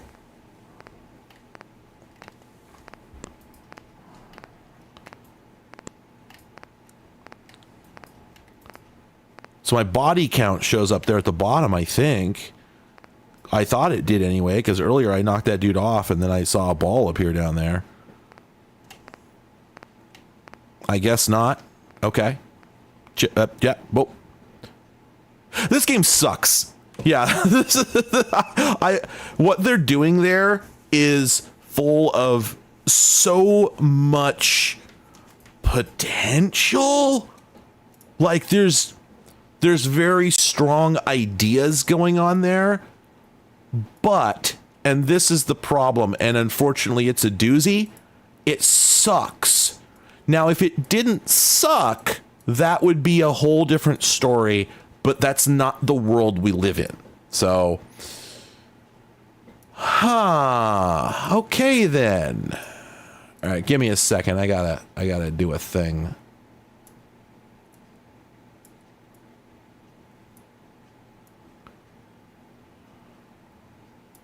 There, that's going to make things a lot easier. Probably somebody was probably like, hey man, you didn't update the now playing. But there, that's taken care of. I have considered collaborating with the Connections Museum a couple times. It is logistically complicated, and the problem is that when you interact with anybody else, you have to have everything planned out already ahead of time and ready to go. You have to know exactly what you're doing. I don't. Everything I do is sheer chaos. And so I'm not really prepared to impose that on anybody else. It's basically what it comes down to. And that's not me. That's really not me being self-deprecating or anything. I'm just telling you a fact. The way that I work, the way my workflow goes, I would not be able to negotiate the complexity of getting something like that, to happen. And I don't love it. I don't think that it's a good thing that I'm like this, frankly. I don't think it's fantastic. I really think that more order would make my videos better. Just a me opinion over here, but it is the way it is. Mage Cage. Hey, oh, you're over there playing Diablo 2? Ha, loser. I'll be over here on me Specky playing a rousing round of Mage Cage. Or not, because I guess it's not going to load, which is also fine. Yeah, okay, delightful. Oh, it's good. It's good, actually. We are playing the game. This is the game. This is the, oh my god. We're in hell. I am not starting a game entitled Maggie Thatcher Milk Snatcher. That's not something I'm doing. Boy, we might be in the dregs of the ZX Spectrum, which is such an incredible sentence. Oh, it is a basic program, but if you load those up and they don't immediately execute, they're not going to work. Has been my experience with it. They're broken in some way, and if you run it, it's just going to run for a couple of seconds and then crash. Anyway, video game. Supposedly we have a video game here. What do we got? Mage Rage. Points. Okay. Now, I'm pretty sure that what's going on at the moment is that I have the wrong version. I believe we need to be on a 128. Yes, that is the case. As you can see, the text is no longer distorted. That said, nothing. We have nothing. All right. No problem. We'll press on. Video games. I don't know how good the Fuse Core in LibRetro is. That's it. That's all I got. I'm loading up a bunch of games here that don't have box art, so I'm sort of expecting them to not work. Instructions required. I mean, I probably should say yes, but this is going to be a lot of text. You're about to enter a world of magic where all is not what it may appear to be. Oh, they've got comic book case. You know, in like you read like a old Spider-Man or something, and he just like puts the emphasis on the weirdest words, you know. I've got to get to her building quickly. And you're like, no, that's not the. Have you ever spoken out loud, sir? Why would you italicize that word? That's not that. People don't talk like. Anyway, this has got that comic book capitalization. All is not what it may appear to be. It sounds like a boomer telling you a joke that's supposed to be funny, but it depends on you having like really weird ideas about the world that they think are universal. Like, again, the aforementioned belief that everyone hates Buick because you had one bad Buick that was like heavily used at the time you got it that had nothing to do with the design of the car, and it's been 25 years. But you still assume that everybody else, quote unquote, knows that a Buick is a bad car. Anyway, somewhere in the building, which you are about to enter, there are some magic props. Oh, do we mean magic like stage magic? Are we gonna we gotta go get some of these marked cards? All right. Sure, okay. Oh man. Whenever these games would ask if you want instruction, I usually press no, not because I think I'll be able to figure the game out, but because it's going to be just a wall of text. You commence with a strength factor of 150 displayed at top right of screen. If this should drop to 0, then you will be unable to continue. Japanese game, despite the fact that it's only released in Japan, just has the word life and then it points to the corner. And life is in English. As is normal these tags. Oh, okay. Is this a text adventure? Oh no, this is a text adventure. I've been destroyed. Also, press any key for a bore. The program is slow. Yeah? Yeah, we definitely just have a text adventure here. Wait for a few seconds while magic effects settle down.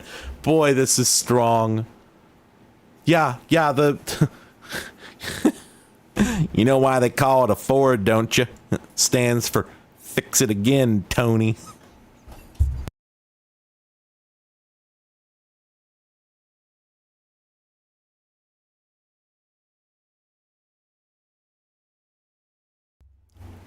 Sorry, I had to mute my mic there for a second. Obvious exits are north, west, and Dennis. Okay. I have to come clear with you. I don't like text adventures, and I'm not interested in exploring any of them. So whenever one comes up when I'm going through a ROM collection, I'm just very bored. And I immediately quit. However, I feel like I should peer at this one for just moments because... something is amiss. Oh, also, wait, what happened to my... Hang on. My now playing got all messed up, but now it's fixed. I don't know what that was about. All right, well, let's look.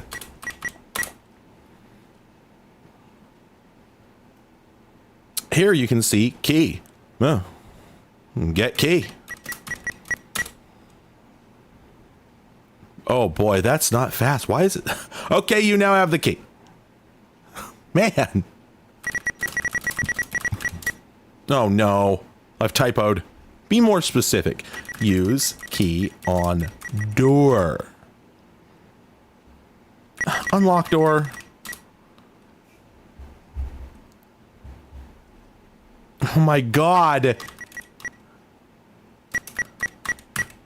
I guess I don't even know that I need to unlock the door.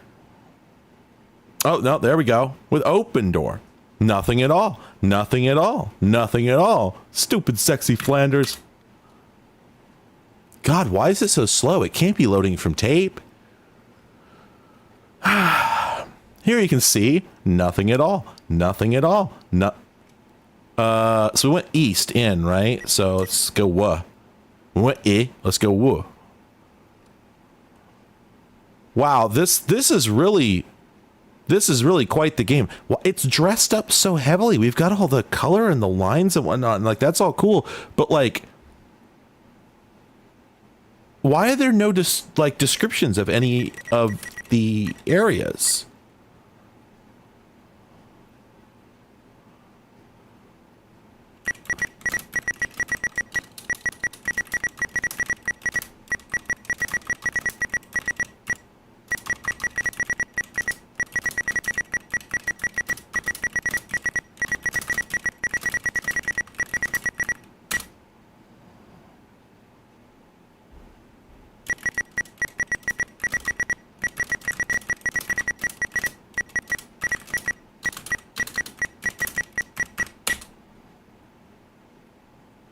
Okay, bad news. The game has decided to just cop out.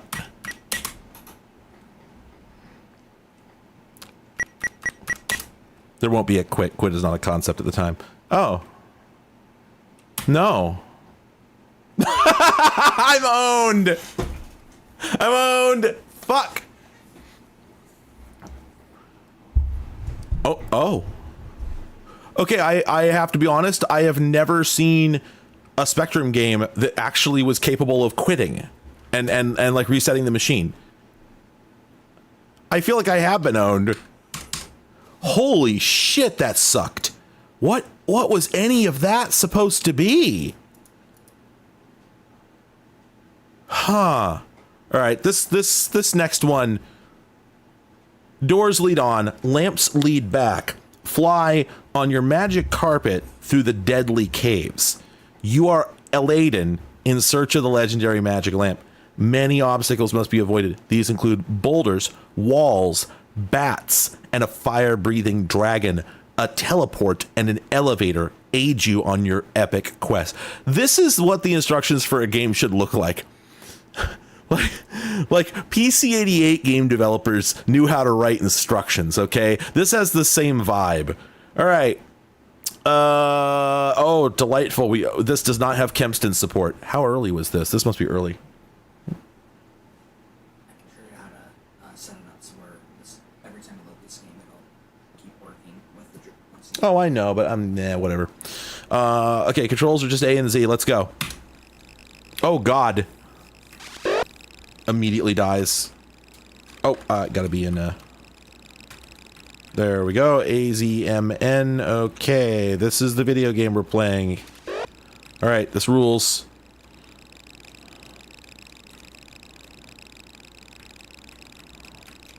Yeah, we're playing Operation here on our Specky. All right, excellent. Wow. Oh. This is very strong. Oh, it's a conveyor belt. Oh, are those? Oh, but those are walls. It's a conveyor belt, but those are also walls. I love it. Wait, so are we gonna be screwed? Because... Oh my God, wait, do we... This is one of the Spectrum games of all time. Yeah, absolutely. Are we going to have to time our entrance into that? Oh my God. Are we gonna... Oh my God. You know, let's just... Okay. This is from 84, 85. So like fairly early. Oh God, I just picked Sinclair joystick. Oh no. Okay, hang on. I erred. All right. Okay. So what I'm getting at is I think that we're going to have to... Oh shit. I think we're going to have to time our entrance into that conveyor belt so that we come out the top as the bat is going away from us. Is that? But he doesn't even really... Oh, this sucks. Oh man, this is not great. Holy shit. You see, I already flubbed it. Wait, but there was no delay that time. What? Really bad timing there. Holy shit. Oh no. Oh, this isn't good. Oh, this isn't good. Oh, this isn't... This is the other thing. Oh, God, I fucking pressed the button too early. This is not good. Now, how do I do that every single time? Jesus. I really love this stick over here that like moves at a slight angle. I'm sure they didn't intend that. Oh my God. Everything in this is just so... Yeah, the instructions are the best part of this game. Yeah, absolutely. I'm going to try this one more time, and I'm going to throw this game into the dumpster. I'm really curious. What do you think is going on with the yellow, like, force field in front of me? Wait a minute. Oh, I guess the yellow U shape must be a teleporter? Oh my God. This is a game. Oh, I screwed up the timing so bad. Oh, thank God that's over. That is one of the worst Spectrum games I've ever played. Which is astonishing because there's some doozies on here. But okay, I don't want to play Magic Dice. Oh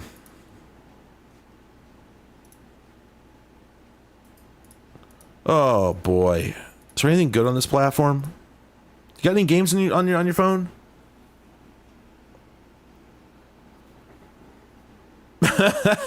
This is encouraging. It probably wants to be loaded on a well, I guess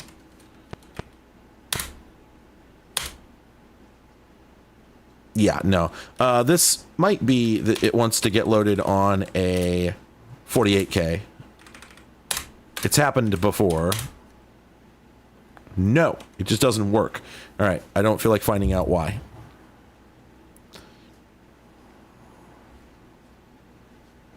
There's an awful lot of games in this collection that Launchbox doesn't have pictures for, but then there's other games that do have pictures. And I'm always looking at them going like, well, obviously I should play the ones that don't have pictures because that means that nobody else has looked at them. And that means they might be really good because people only... Okay. People only look at the stuff that either, you know, is ends up in top 10 lists or that's about it.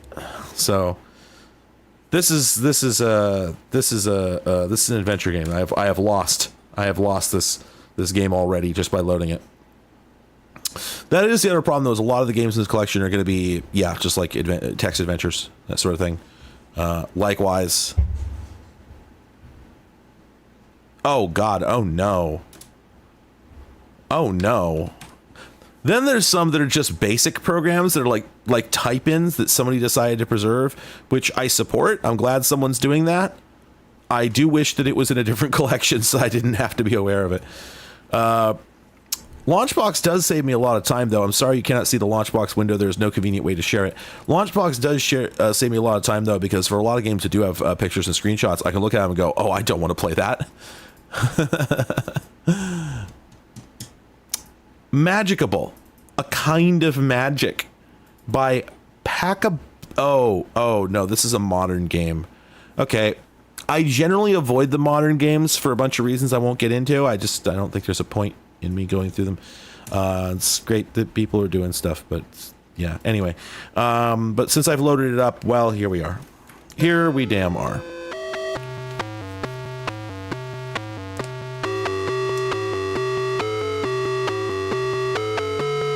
Well, it may be from 2020, but the music is from 1983.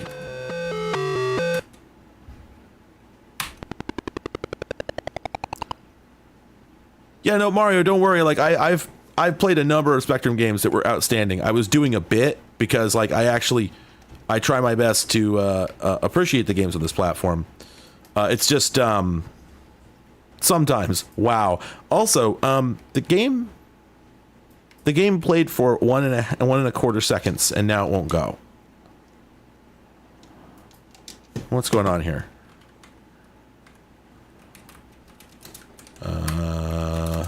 Yeah, nothing doing. Okay. Let's try again. Okay.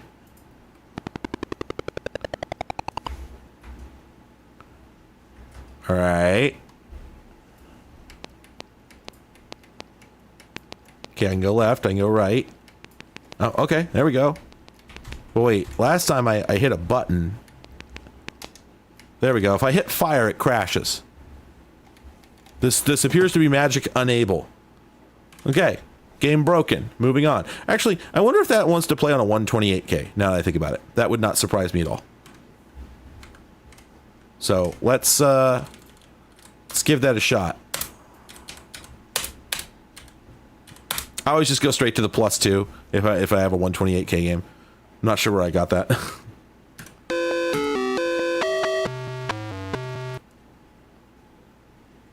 that running better than it was? That music playing better than it was before?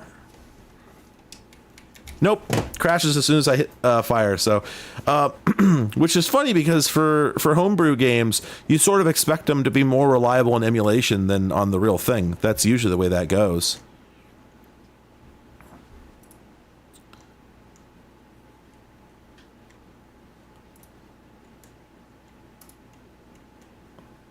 Sometimes I think I should pre-game with the ZX games and try and find the good and interesting ones before I start the stream, but I think that sort of eliminates some of the appeal.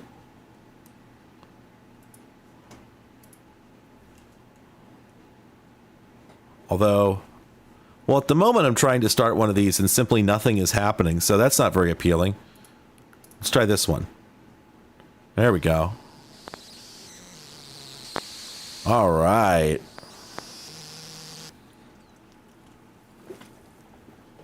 Training. Yeah. Was it loading or is it training? Ah.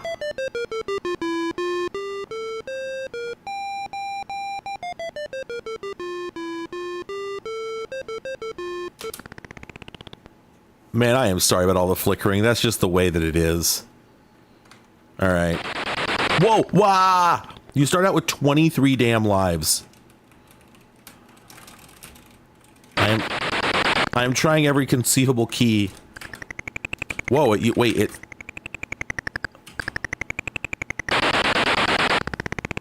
Okay, the arrow key did something. So that's why we have 23 lives.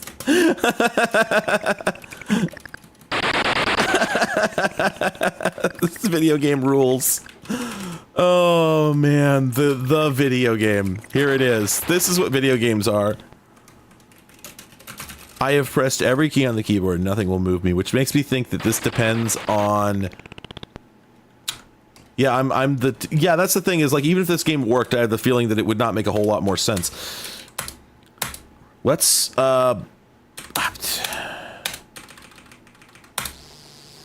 Maglaxians oh, you know what? It wants to run on a 128. It like outright says that. Oh, but that's what I have selected, so. Okay, let's try this again.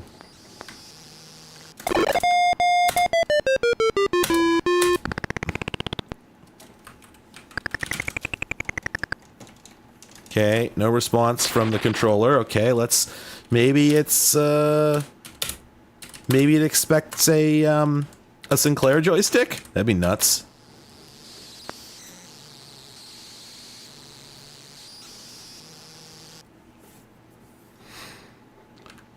It says training at the bottom.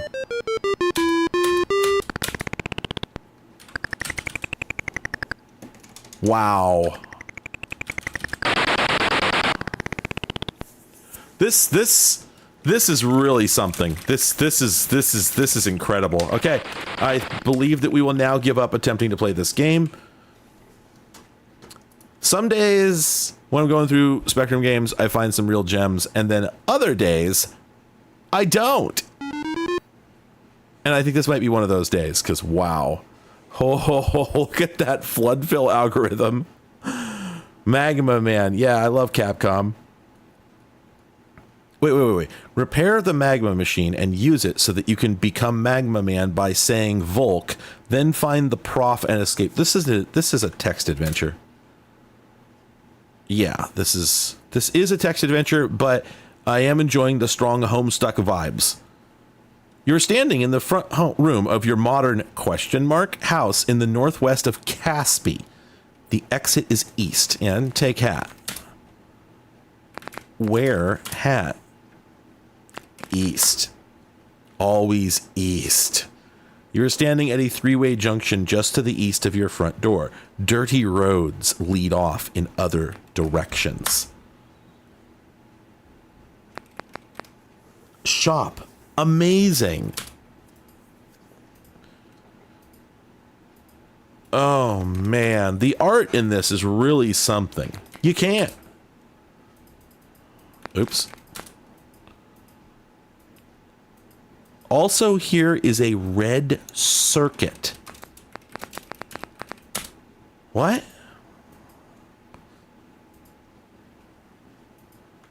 Oh man, I can't even read this. It's like burning my eyes. Yeah, the spider was pretty much the best thing about that game. Man, we're gonna have to play something that actually has box art because I'm losing my mind over here. No, not Magnetron, because that's an isometric game, and I don't ever want to play one of those. Here we go. Here's a game. This looks like one of them. Reptile Industries, get out. That's my business. Oh. All right. You are carrying a driving license. Postman Nasty. Really? Huh. Okay, I mean, I'm liking what you're putting down so far. How do we get started? Oh, I think we are. Oh, there he is. That's Postman Nasty. Well, we're once again having the problem that none of our keys are doing anything. I'm gonna have to go get the book for this one. Let's take a look at our controls. Oh, it's probably because that was left the way that it was. Okay, let's try this again. About to lose my mind if I don't find a game that'll actually play. Yeah, this thing reeks of British design. No. Oh, there we go. Whoa, there are so many frames of animation in that animation. Oh, this game is going to be intolerable. Is that money? Did we just get money? Up, turned your van white. All right. Oh. Okay. Bov, van. Oh shit, we're driving.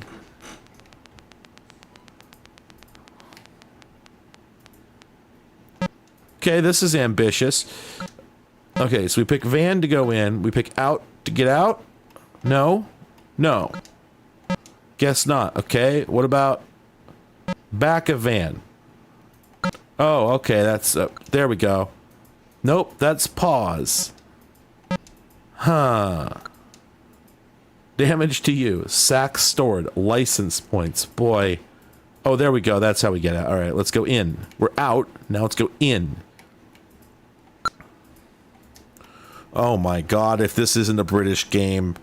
whatever you have in your inventory, instead of trying to use it or telling you that it can't be used in that spot, it just shits it out on the ground. Yeah, let me try more to sound like the AVGN. Yeah, exactly. I love it. Yeah, this is the only game I can think of other than 3D Lemmings that uses, you know, pause to represent pausing, you know. Oh, dude, my dude. Do you know where you're going? Dude crosses the street, then immediately doubles back mid-street. That is beyond illegal. Oh, did the original Lemmings have the pause icon? So, I wonder what the gameplay loop is.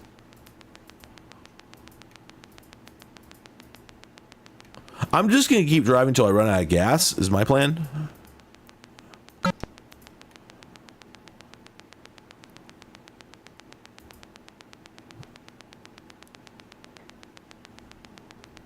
All right, we're doing it. We're making it happen. I assume I can. I assume I can run into somebody, and that will end the game. But this is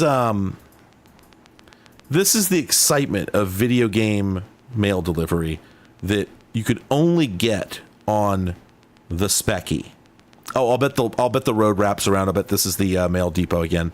Because I was just thinking to myself, I wonder how you turn around, and I'll bet you don't. I'll bet this is going to come around. This will be the mail, the post office. Come on. Desert Bus UK edition. Yeah. Sorting office. Huh. In. I think this is where we started. Right? Oh, dang it. It is interesting that, yeah, apparently you can take damage in this. There must be a combat mechanism. Oh my God. I am tempted. I'm tempted to actually go read the manual. All right. All right. What? Huh? What? Huh? Huh? Huh? What?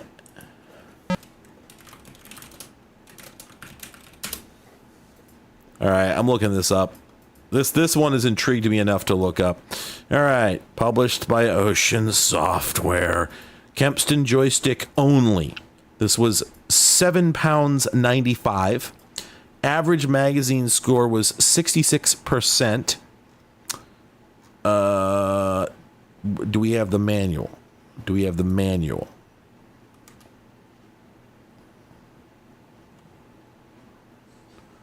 Oh, Lord. The game is quite large, apparently. The map appears to be 25,000 pixels wide. Oh, okay. So there's pickups in this game, and the pickups include a weapons system, super pursuit mode, and a skeleton key. What is this video game? All right. I'm coming up on the instructions here. Oh, okay. It's post-apocalyptic. That's what's up. Picture an English town at the dawn of the 21st century. Oil from the North Sea ran dry years before, leading to riots and revolution. A coup took place, resulting in major criminal figures governing the country.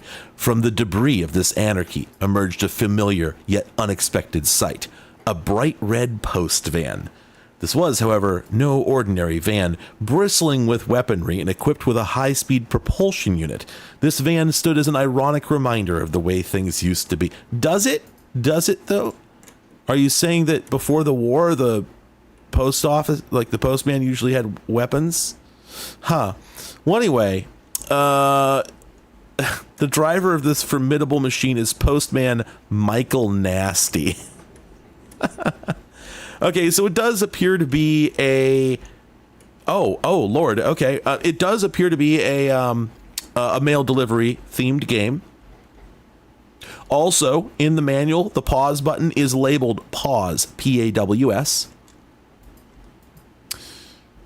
Yeah, this is British Mad Max. Apparently, you would have thought that would have been very similar to Australian Mad Max, but it turns out, nope, night and day. Anyway, okay, so back of van to store. You go to the back of van to store an item you've collected. While in this mode and after collecting a case, press fire to discover what weapon or device you have just collected. If you have collected either armory or super pursuit mode, then the below will apply. And then you can equip those items. Okay. Okay, what's on page 2 of the instructions? Okay, place the cassette in your recorder, ensuring that it is fully rewound. Ensure that the mic socket is disconnected and the volume and tone controls are set to the appropriate levels. All right, collect letters from the outshoot in the sorting office. This will cause several numbers at the bottom of the screen to light up. These correspond to the houses to which you must deliver letters. Open post boxes by any means at your disposal to find sacks, which must be stored in your van. So that's why I can't do anything, because I haven't put that sack in the van. When a sorting office appears, deposit the sacks in the in section. Now, hey, that's what I tried to do.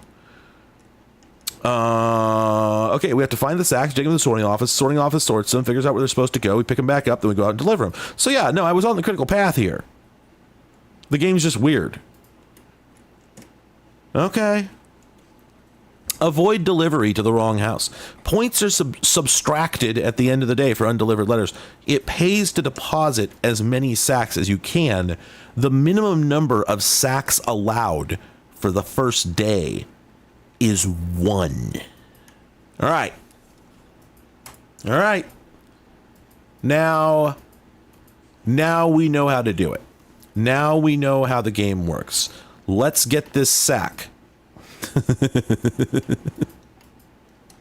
Pick it up, sir. All right. Now we got to get to the sorting office, but I have to believe that's behind us. So can we just...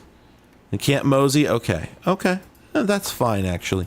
First off, let's put this sack in back of van. There we go. Okay, and I guess those are just inventory slots. All right. And then I guess we just got to book it to get to the sorting office. Because this one seems to be... Yeah, Super Pursuit mode is very much... Yeah, that's a Knight Rider thing, which is very funny. I just really... Can I back up? No? Okay. So I have to assume that the world must wrap around at some point. Because otherwise, what would you... Exactly would you... How would you even go so far as to go look more like? I am noticing that... you know, all the houses are even numbers, so the odd numbers are on the other side of the road. I guess you can't get to those? Eh? Eh?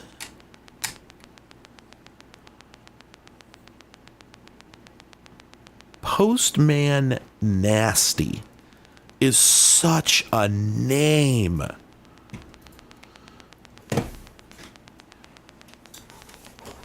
Oh, man.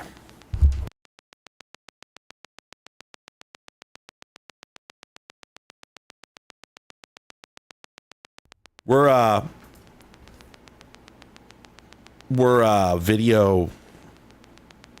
This is it. It's happening. Here we are. This is it. Hang on.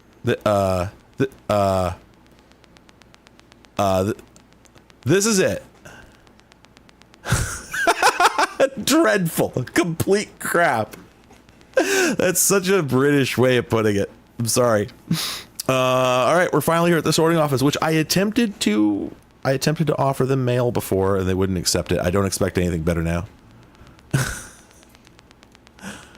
All right. All right, we've arrived here at Inn. Now, yeah, so I'm sure we have to get the sack.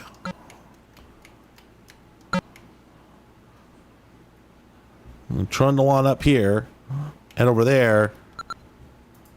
But yeah? What? Huh?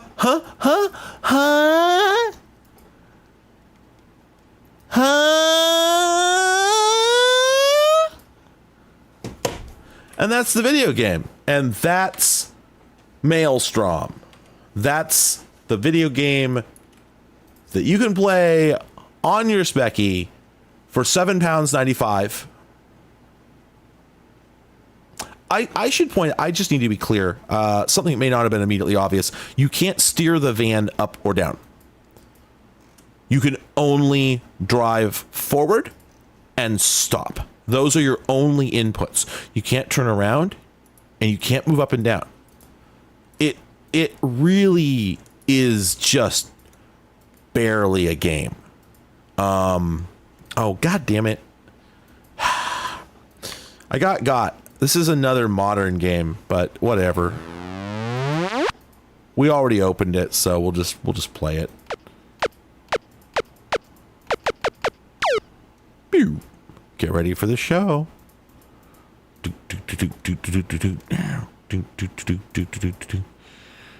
Okay. Okay. Oh, there's my guy. All right. Okay. Oh, okay, I see treasure box. Oh, shit. Okay, so we got a strong sort of, we got sort of a dragon slayer energy going on here. Also, I can't hurt these guys. Oh. Well.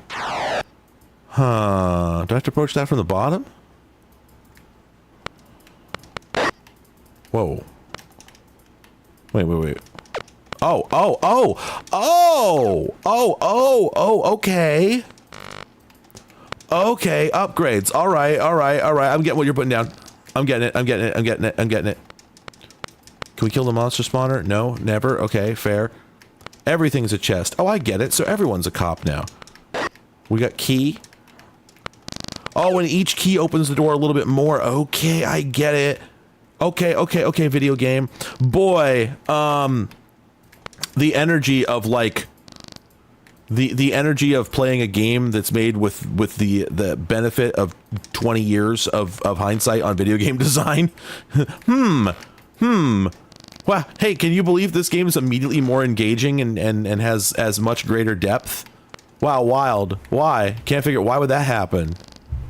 It's almost like we got better at this.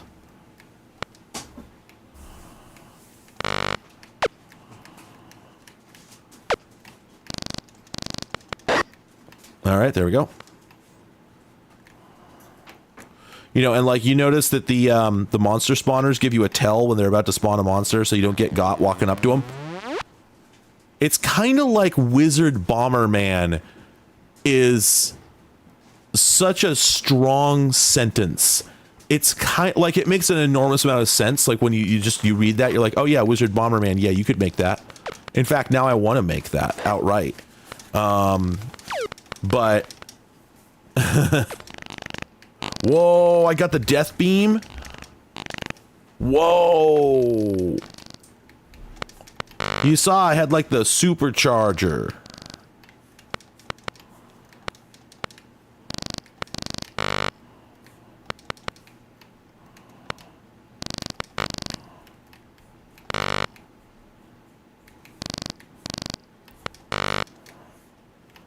Love the sound effects. Very good. Great. Oh, shit! New class of enemy.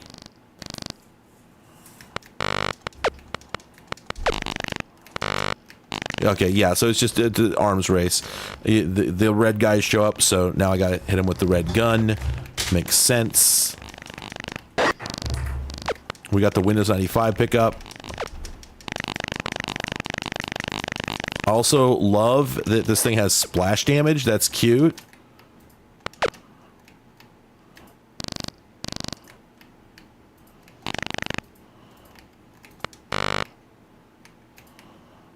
Everything farts. This is a fart-based game. Just you got the good fart, you got the bad fart, you got the red fart, you got the victory fart. We got every type of fart in here.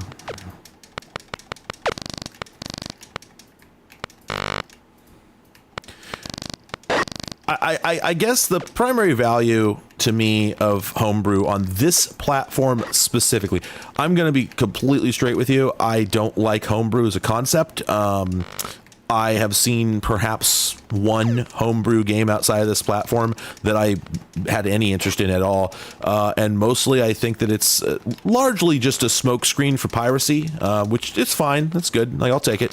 We love a good legal fiction. I'm a picky little shit, so, you know, I'm not... My feelings on this should not be construed as reasonable ones, even in my eyes. However, the thing about Homebrew on the Spectrum, specifically, is that more than any other platform that I've ever seen Homebrew on, it seems to be all about showing what the platform could have done if only people had known what the next 20 years of game design would bring. And this is a great example. Like, almost almost every single homebrew thing that I have ever seen for any other platform has either been, you know, a stock game, you know, like an Invaders, an Asteroids, you know, a Mario, just like a ho-hum, you know, we needed something to do with our graphics routines to prove that we'd written them sort of thing, or was just straight up a tech demo with no game attached at all. But for the Spectrum, every time I come across a homebrew game, it's like a novel game. It's a type of game I've never seen before. Like, I've never seen this. This is new. I can't really equate this to anything. It's simple, but I mean, it's a simple platform. You know, we ain't gonna be playing Skyrim on here. But this is a video game that could have come out on any platform. This could have been okay. So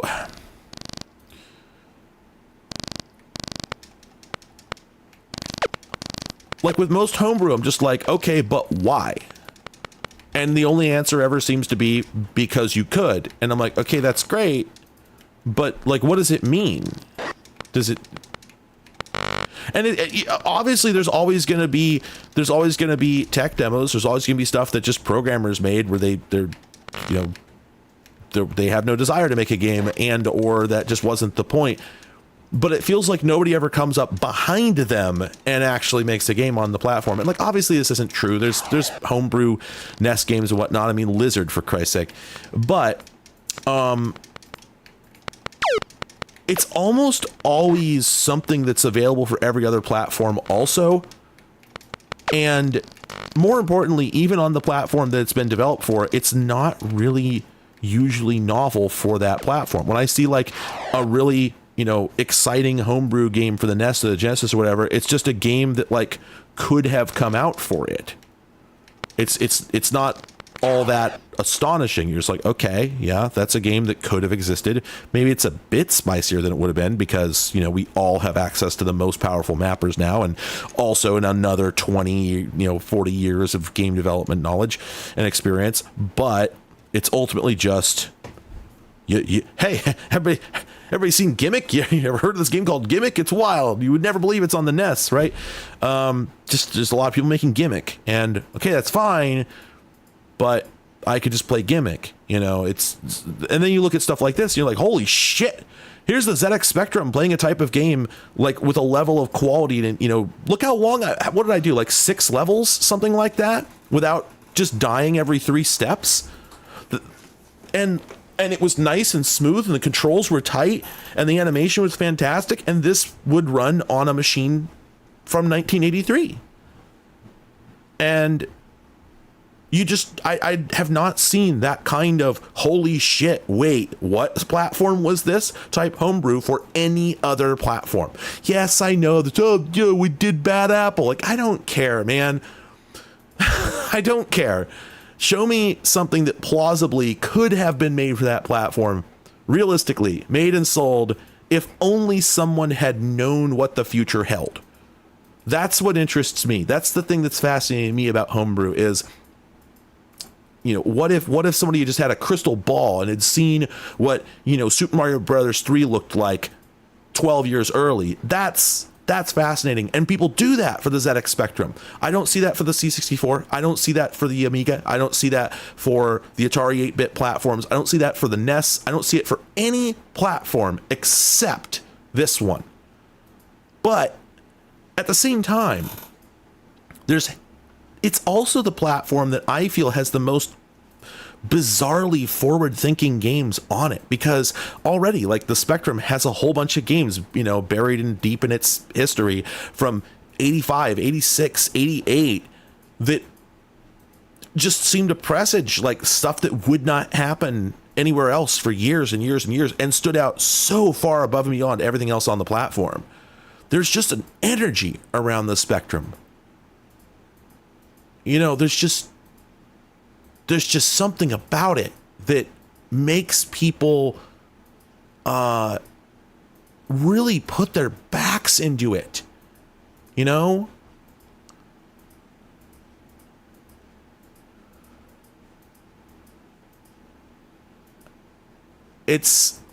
I don't exactly get it. I don't know.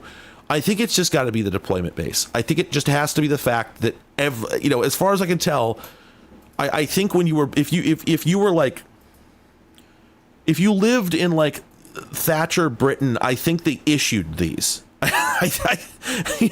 They must have just come to everyone's houses and been like, excuse me, do you have your Specky? Oh, that won't fly. You've got to come down to the office and pick up your Specky. You know, we can't have any of our citizens without their Specky. It just, everyone seemed to have one. They must have sold 10 million of them. And yeah, I mean, to wit, yeah, CompGeek, like, frankly, I don't blame them because the Spectrum just, it's weirdly, it's not, Mario, it's not really an awful computer. In so many ways, it isn't really a bad computer. It's just old and cheap. But in so many ways, it's built right.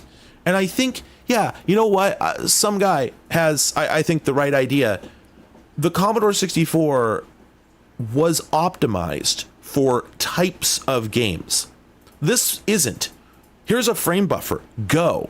You are given one pin that connects to a speaker. You are given a frame buffer, and you are given a CPU running at a pitiful speed, and that's it. That's your machine. Go. Make what you can. And the machine itself suggests nothing. The Commodore 64 has baked into its hardware ideas about what kind of games you should make. You know, just the existence of sprites alone. And I think that I think the 64 used single color sprites, if I remember correctly. And that, I think, tends to make you think in terms of, okay, how many single color sprites can we put on the screen? And what can we do with that? And the Spectrum, on the other hand, because there is no limit on visual complexity other than the color, the 8x8 color grid, I think it invites you to experiment more and to try and figure out how far you can push it. And so I don't think the resolution of the Spectrum is higher than the 64. I could be wrong about that. I don't think it is.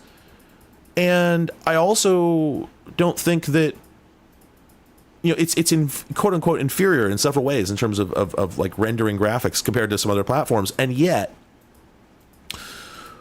there are so many games on the Spectrum that have lush, just lush, lovingly rendered graphics in them that I am always surprised.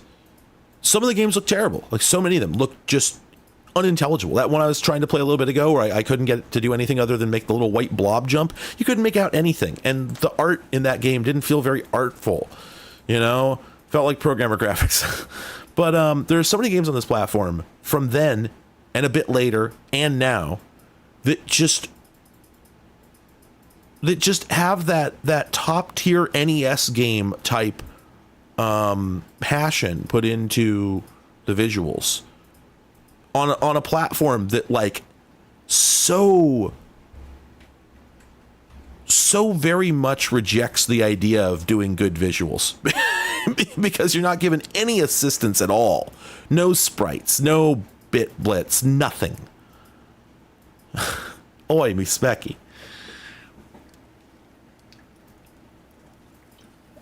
Yeah, I mean, the isometric games, I hate them. I find them totally unplayable, but they are gorgeous. And they were deeply ambitious. And they appeared on other platforms. But I don't think they would have without the Spectrum. I don't think that those games, all the isometric games, I don't think they would have existed without the Spectrum. I can't prove it. But I don't think they would have. And,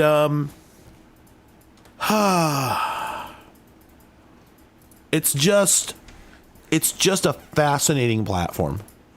There's a game here called the Malignant Gore. Oh, okay. It's another modern game. Oh my God. I keep coming across these, but whatever, I don't even care anymore. Quap. Made with AGDX. Oh, is that a development toolkit?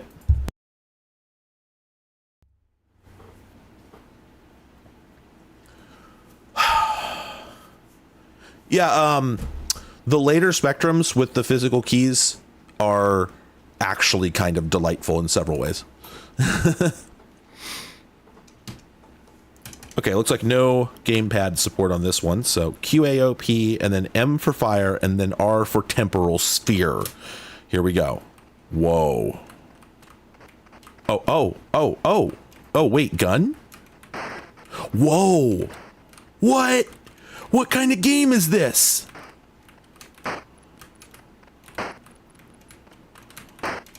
I know exactly what type of game this is. It's it's Gumshoe. Wait, did I run out of bullets? Oh, video games.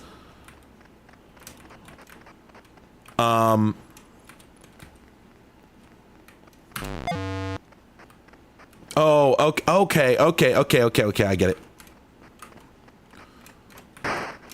Okay, we have limited ammo. Oh, that key is already collected. Huh. Intriguing. Yeah, Gyromite. That's what I was thinking of. Gyromite or Gumshoe. Oh, you can. Oh God. Wait a minute. Oh, so there is a point in. Okay. All right. I'm getting what you're putting down.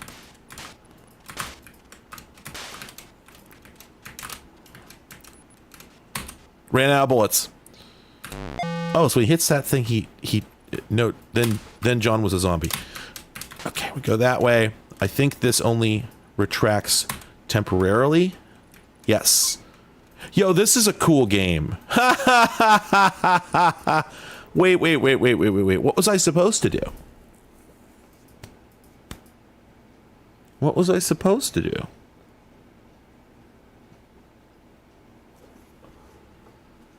Oh, I think I get it. Okay.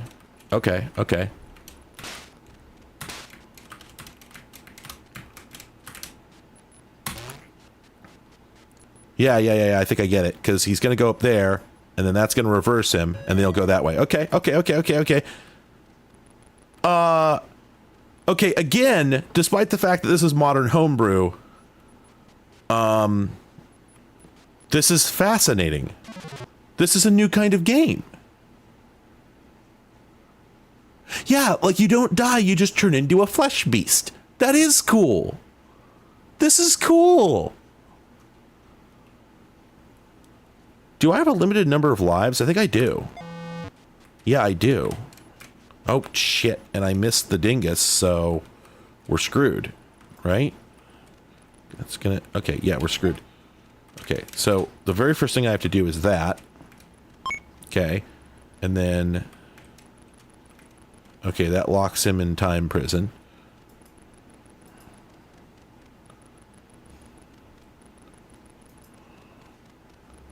Oh, crap. Okay. Shoot. Oh, I shouldn't have done that. So, will that work? Can we... Or is that gonna... Oh, shit, that's not gonna work.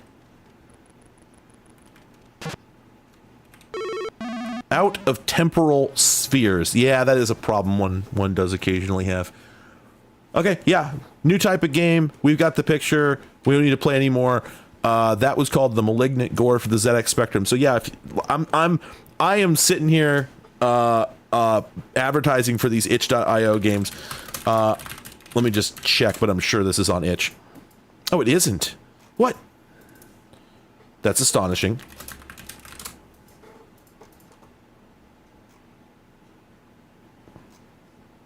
Wow, wait a minute. The Malignant Gore. Oh, whoops. Wrong word. Arcade Game Designer is the name of the program used to create this. And it was created by a Tom Dentith. I gotta go Dentith. There we go. Itch.io. That's it does have an itch page. Now the question is, did they also release it for other platforms, or is it only for this? Oh, it's only for me, Specky. Look at that. Okay. Yeah. Yeah, there you go. I'm gonna drop the boop boop. There's a link in chat for anyone who wants to play that. Also, Magicazo, itch.io. Yeah. Oh.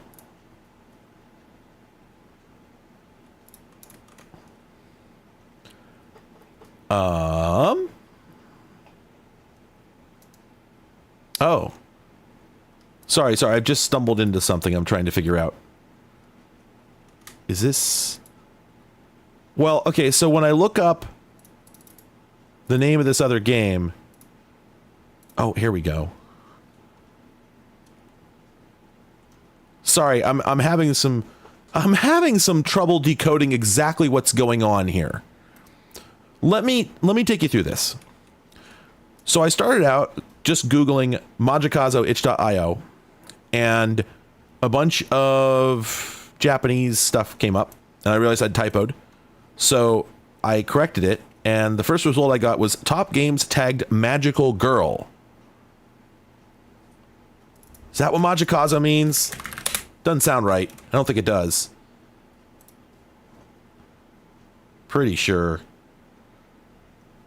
Let me just make sure.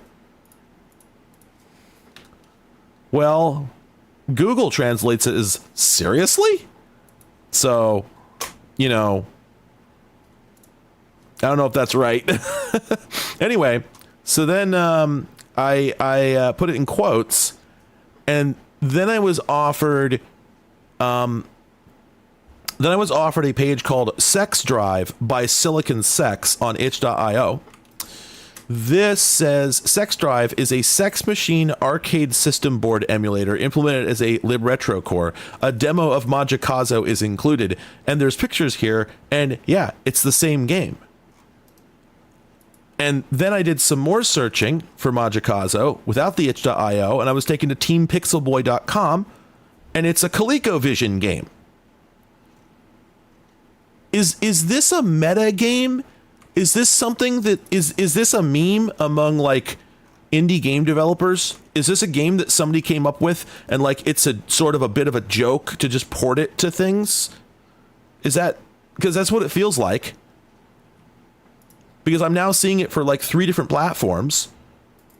Here's one on an MSX board. And this says that it's by somebody called Lemonize, whereas this one says it's by RetroWorks, Spain. What's going on? Is there an original game here? Oh, interesting. Okay, on the MSX forum, and this was posted back in 2018. This person says, just found out about this interesting game called Magicazo from 2006 by Lemonize. Where can I download this? Next post was somebody posted the link, and then their post got edited. Admin has removed download link. The game is still under Kralizek license.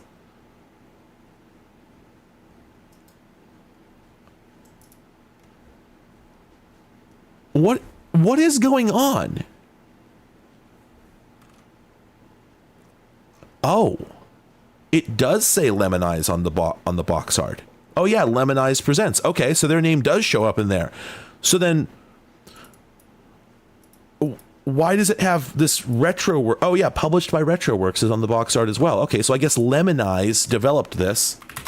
This is a rabbit hole. Lemonize Games. Okay. This took me to MSX Zone is the first result. The second one is the Launchbox database. It only has 2 games, and it's Magicazo for the MSX and Magicazo for the ColecoVision. So,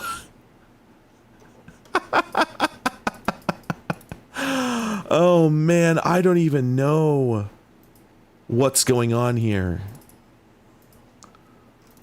Okay, well, that's something I'm going to have to dig into deeper. I am going to drop the link to this one in chat for anybody else who needs to know how to spell it.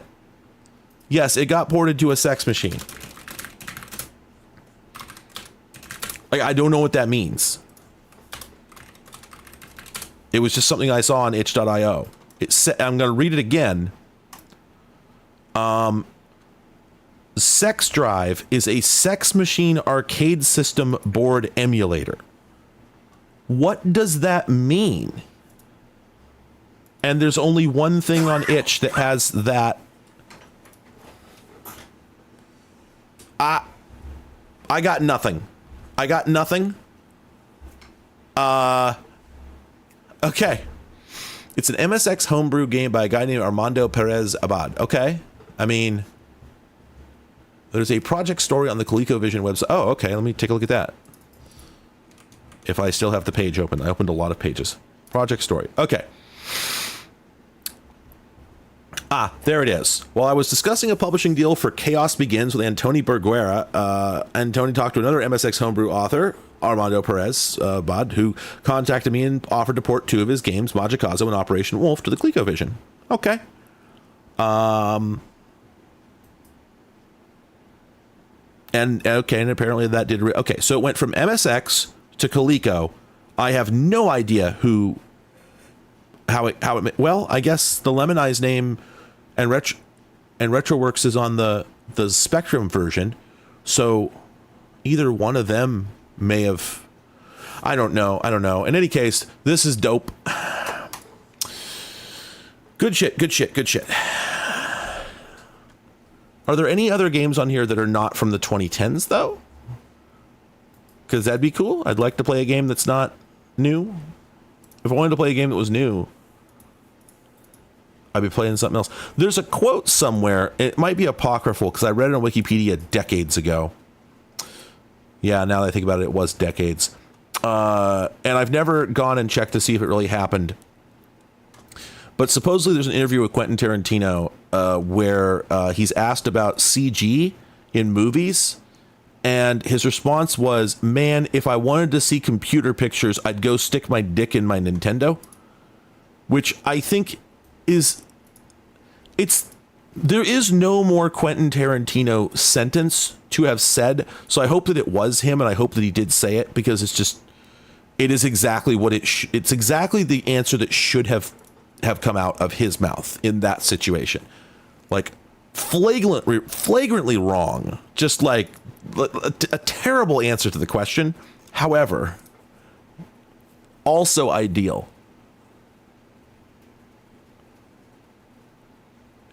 Butt guy, an interesting observation on that. You're right. That, because I remember playing homebrew games, quote unquote homebrew.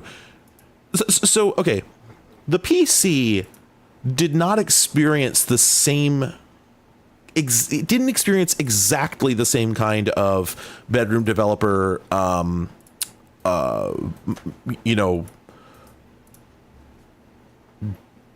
the word I'm looking for? Jesus, community, if you will, that like the ZX Spectrum did. But it did have some of it.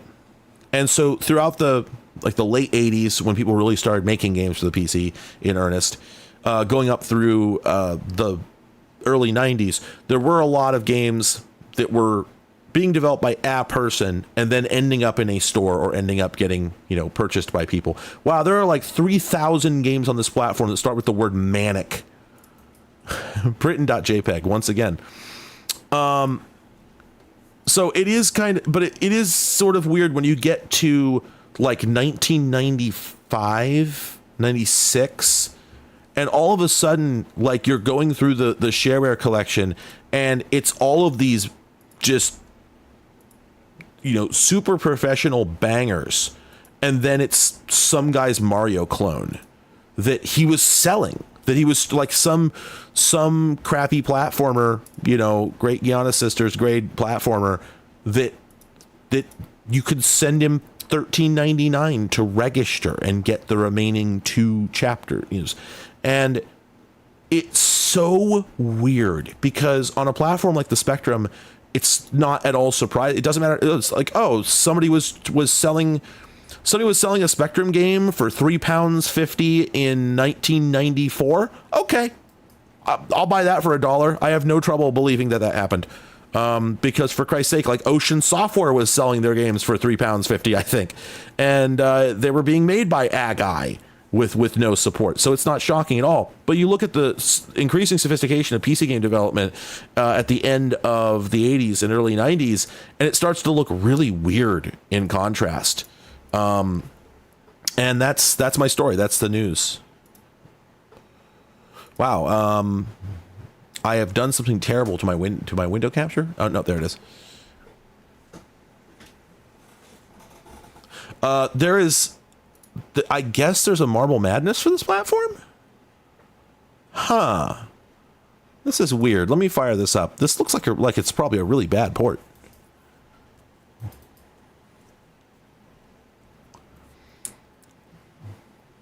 But is this going to load or? Nope. That file will not load for some reason. Okay, let's fire up this one. Will this load? No, I am having problems. Well, that's disappointing. Launch with Fuse Lib Retro Go. Huh. Well, never mind. So Marble Madness or Marble Sadness is a really good bit. Now I really wish the game would load so I can continue the bit. This is very disappointing. This says Melbourne House. And then Marble Madness Deluxe Edition, the game. I wish this would load. Like, it won't even start the emulator. Huh. Man. Okay, yeah, there's a strip poker game here called Maria's Christmas Box, and I wish I could load that up given the season, but it's not a good idea. Okay, here's another 2000s game, but I'm gonna load this one up anyway, if it'll do it. Wow, what's going on with my situation here? Nothing will load. Did I lose my network share? File management, open game folder. No, it's right there. Hell's going on here? Okay. All right, one moment. Assuming direct control. Where the hell is my emulator? Okay, yeah, right there. Oh, that is the wrong file. No, stop bonking at me. Wrong file. Door stuck. Okay.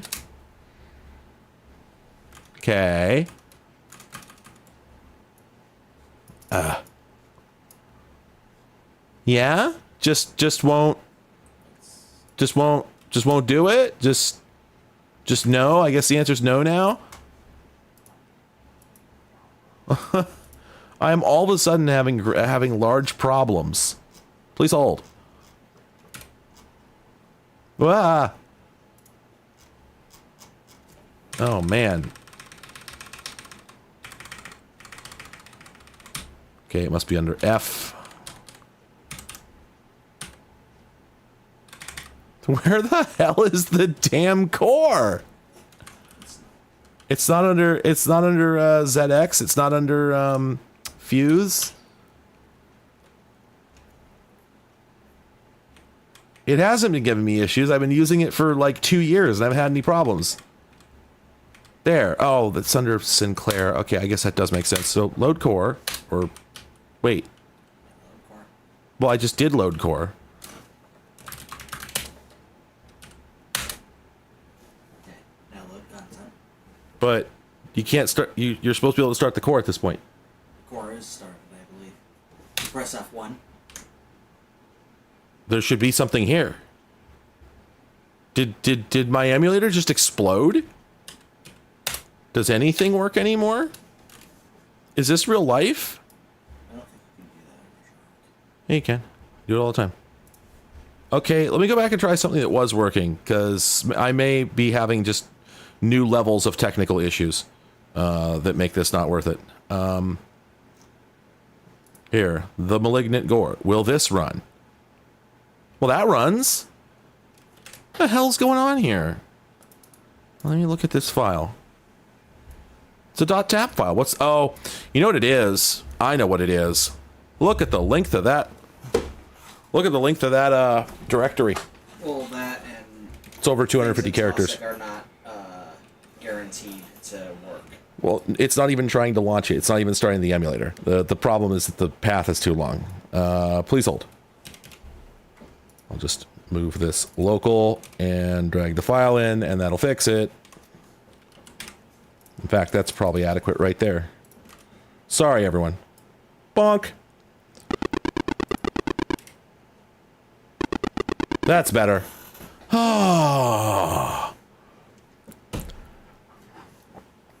think it's being eaten by some Linux. All right. This one is entitled, apparently, Maria versus the Bastards, which is a great name. I don't think we have joystick support here. So Q and P, bottom row is jump, shift space is abort. Okay. Whoa, oh. There's a secret cheat menu, which I just discovered by pressing C for no reason. That's very funny. How do I get out? But I do not wish to cheat. Oh, there we go. There were hidden instructions. Okay. Okay. Oh, is it loading? It's probably loading. Well, no, it should be loaded by now. Okay, there we go.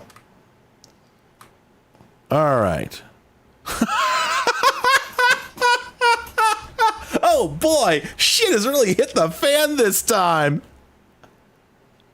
Ransom is 240 items. This game's hilarious.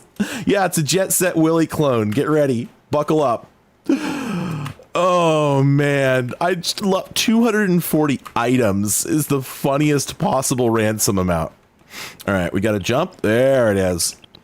The degree to which I do not wish to play Jet Set Willy is really indescribable. Like I would pay money to not play Jet Set Willy, but on the possibility that this is very funny, I'm going to give it a brief chance.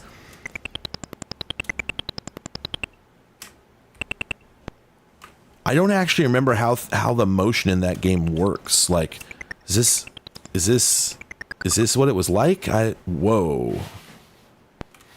Let's see that animation again. So does he just, the way this dude walks is kind of sick.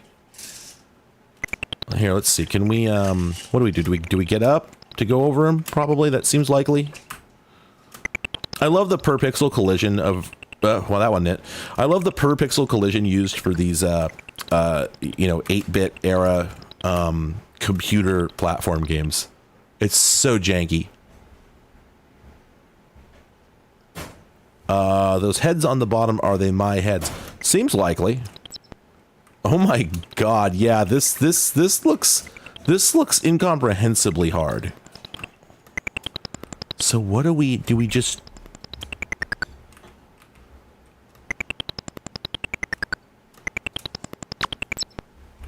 no, that got me dead. Okay. Oh my god, what is the play here?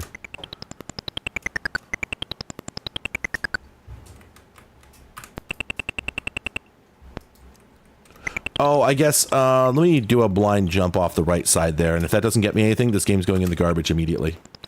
Oh, unfortunately, it did get me something. Oh, this sucks. No, I don't want to play this. I don't. No, I don't. Don't. Please don't make me play it. Yes, that's my lives. Please don't make me play this anymore.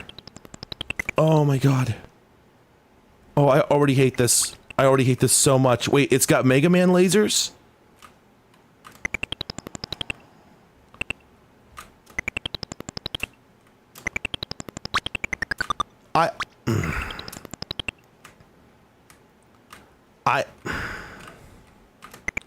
I want so bad to give this game some kind of nod, or I should say, like, this type of game, you know, Jet Set Willy likes. I really want to be like, oh, actually, they're so ambitious, you just can't help but love them.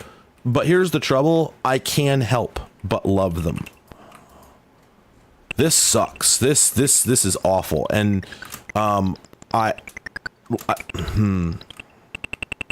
nope. Can't make me do it anymore. It's impossible. It's impossible. It could never happen. All right, Marble Madness time. Let's go. Now I know what the problem is. I should be able to launch it.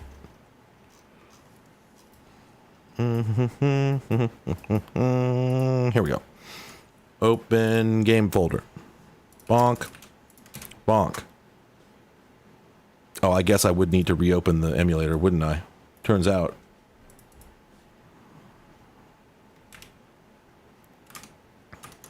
All right. Marble Madness, the game. One of these days. There it is. Oh, this is gonna This is gonna suck. This is not gonna be good. And yeah, I doubt it's gonna have the music, but let's see what happens. Okay, well, so far no input from the controller, so let's let me full screen this real quick. Okay.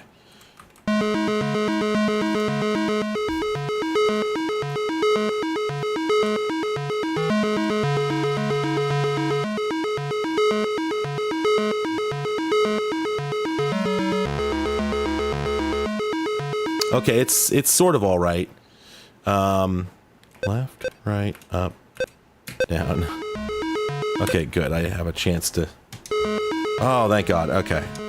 Play game.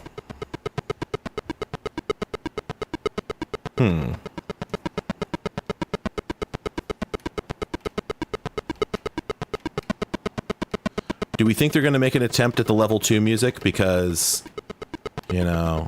Oh, is it flip screen? Wait. Was that it?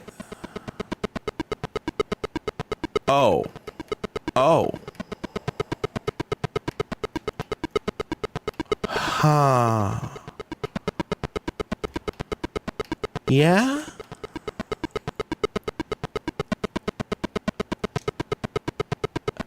Yeah?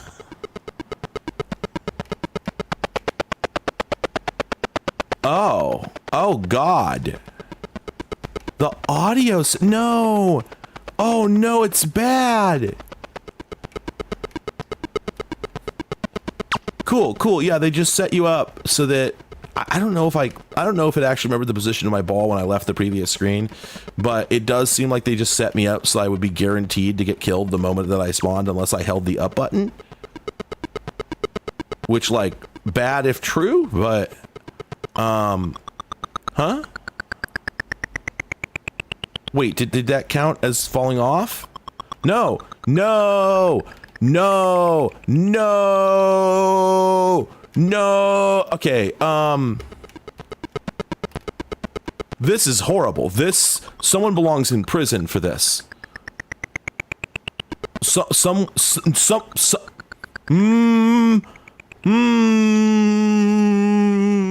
Oh boy. Oh boy. Oh boy. Oh heavens. Oh.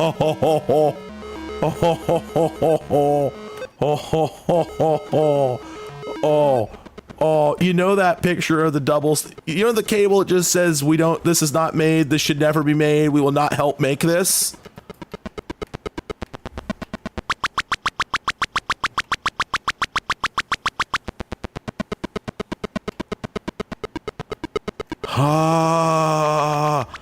What? The collision is so fucked.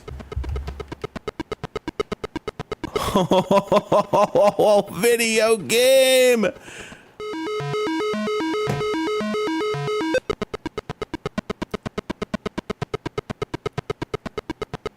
This is a crime against God.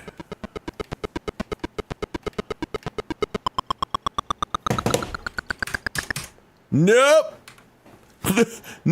Nope. No, not even a little bit. It does have a level editor. I don't care. I'm not going near it. Wow. Wow. Wow. Oh, boy. Oh, boy, that was horrible.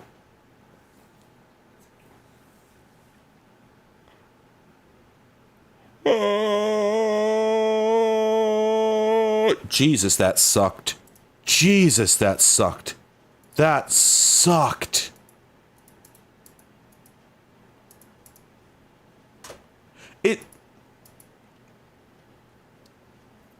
It's sort of like, I think that if I didn't know how that game was supposed to be played, if I had never seen Marble Madness before, then I would have hated it. Like, I don't think you need to know anything about Marble Madness to know that that is the worst. That is a bad game. That was horrible. It's the collision's broken. It's just, it's it doesn't. The game doesn't work. The game fundamentally does not work. That was a broken game. It should not have been released. The collision's just being calculated incorrectly. Like, you should not be falling off those ledges like that. But knowing how the game is supposed to play and how good it feels and how just I can't help but describe it with the real game with words like lush. It has a feeling of lushness to it, even as small as the game is. Just the graphics and the music and the motion of Marble Madness in all of its other forms, in the arcade and on like the NES and many other platforms that it's been ported to. I've never encountered one that was just fundamentally broken. I've played games that were like Marble Madness with the serial numbers filed off, like Legally Distinct Marble Madness, where they actually added like gameplay bad ideas to it to make it worse, sort of like what if Pac-Man had a gun. But they were still like, they were just a bad idea. They weren't like unplayable, and they weren't an insult to the memory of Marble Madness. You know what I mean? You know what I mean? Whereas this was, what we just saw is deeply offensive. I was just about to stop streaming, but we got to play one more game to clear my palate. We're going to plunge into a strange mystical world of magic and evil as the master of magic. It is written in the book of magic that only Thelric has the knowledge which blends time and space into a powerful spell to return you to your own world. But you got to get the lost amulet of immortality. He did at least teach us some useful spells, so we've got that. All right, here we go. As you leave, Thelric says, if you do not bring me the amulet of immortality and place it on the pedestal by the pool, you will never return home. All right, well, he sounds like sort of a dick. This apparently is a game from 1986, which immediately fascinates me. Is anybody not entertained at this time? Because just immediately, I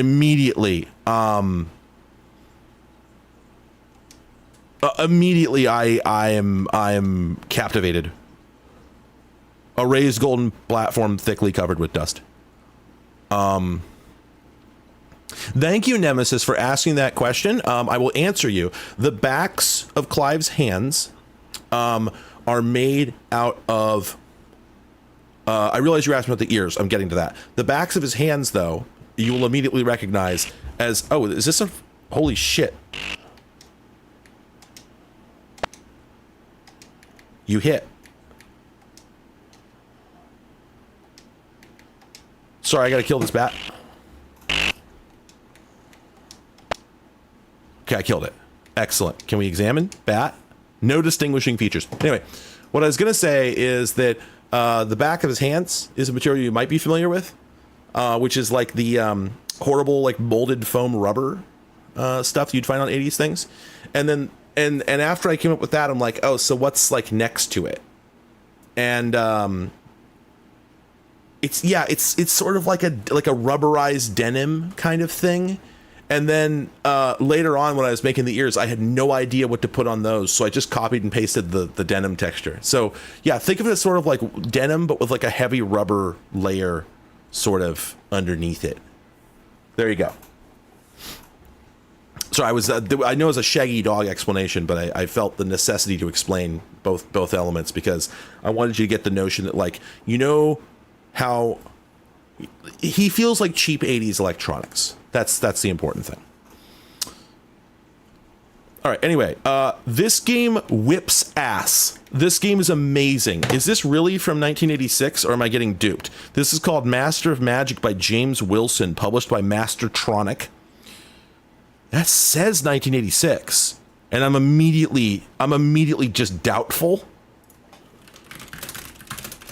So I just need to get a picture of the package. Oh, actually, Wikipedia says this first came out in 1985. Huh.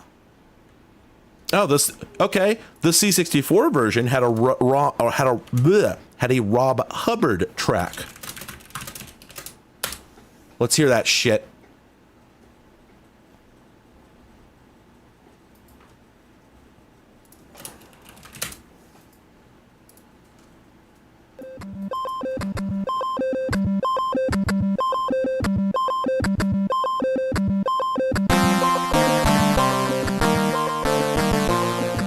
Thank you, Titus. I do love him very much.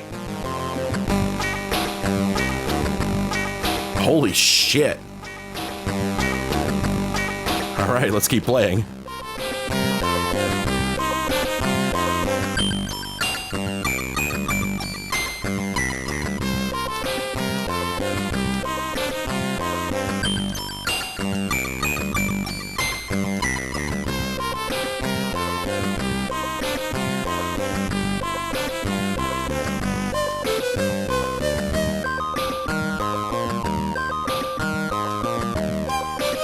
I cannot believe this 1986 video game has Fog of War.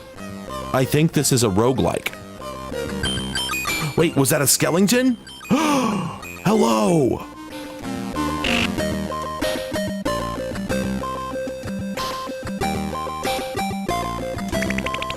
Oh, dude, I just murked him straight up. Pick up dagger. Inventory. Oh, we gotta get out of here. Oh, I auto-equipped the dagger. That's cool.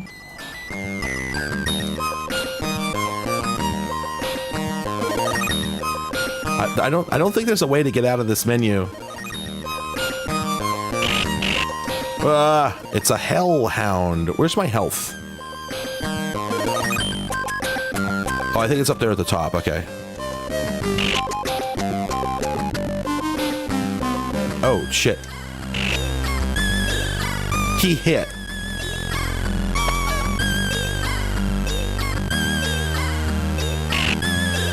It's not clear to me when I'm available to hit again. I keep having to visit the menu to find out if I'm up for an attack.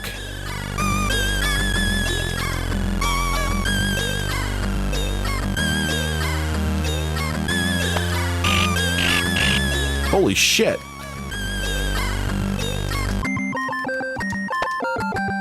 Okay, there we go. Wow, he took a decent chunk of health. It is a fierce saber-toothed wolf. Oh. Examine the scroll. Find protection for your health. Gather potions for your stealth. Go up and east to find your treasure. Beware the Minotaur or be his pleasure. Wow. This game owns.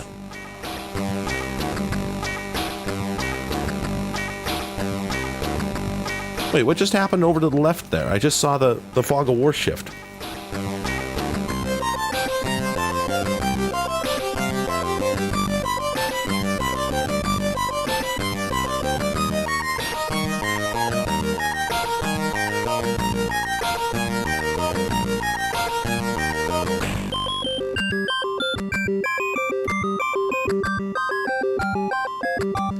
Bat.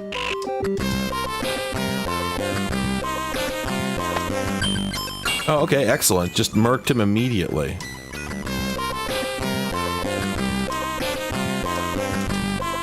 Okay, excellent.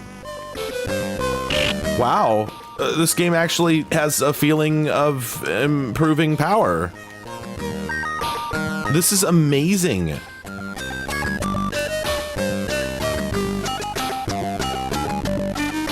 Hello, bad vibes. Unfortunately, I'm gonna stop streaming very soon here. Dead.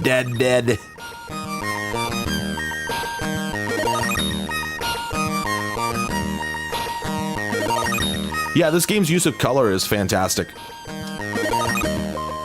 You see what I mean? There's no attack option, but I'm on top of it, so like... There. How are you supposed to know when you can attack?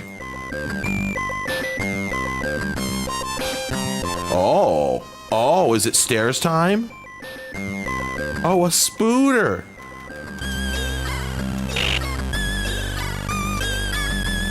I don't think spiders sting, bro.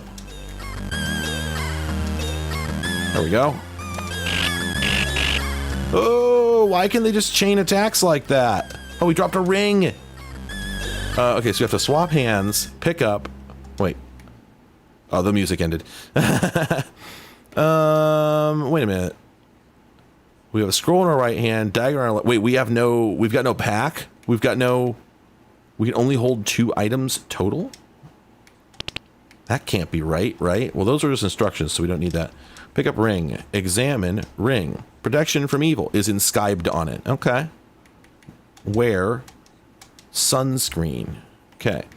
Inventory. Nothing in your right. Okay, and then now we're back to oh, we got to swap in order to get the weapon to our right hand. I get it now. And then what do we do?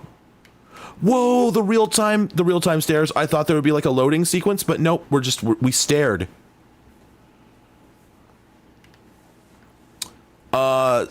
Steve, the Trinitron, it's cool. However, man, every single person has sent me that, and I'm not upset by this, but I am just kind of like, well, I don't know what I would have to say about it other than, you know, yeah, it's big and cool. I'm glad it happened. Hope somebody finds another one. It is neat though. This game is fascinating. I think I've seen enough of it for the night. Oh, big. Oh, we're gonna die in this encounter. Let's go. Cast magic missile at again.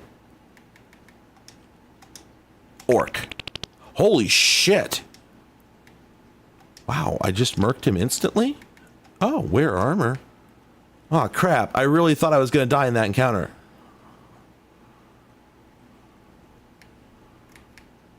Yeah, that's the other thing. Most late model TVs start getting real uninteresting once you realize that they have a lot of processing circuitry. So a lot of people seem to be upset about that. Well, all right.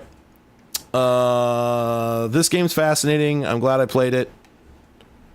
I kind of want to play it more, but I kind of don't. So I guess there's probably no way to save.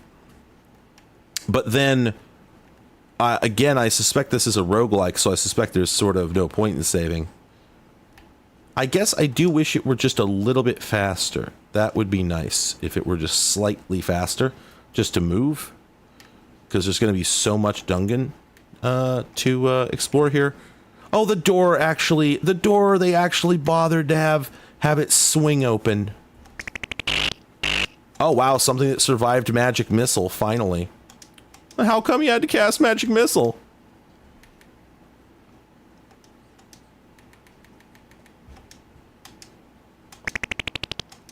No, he ain't dead yet. I'm out of mana. The spell did not work properly. I'm getting vampired over here.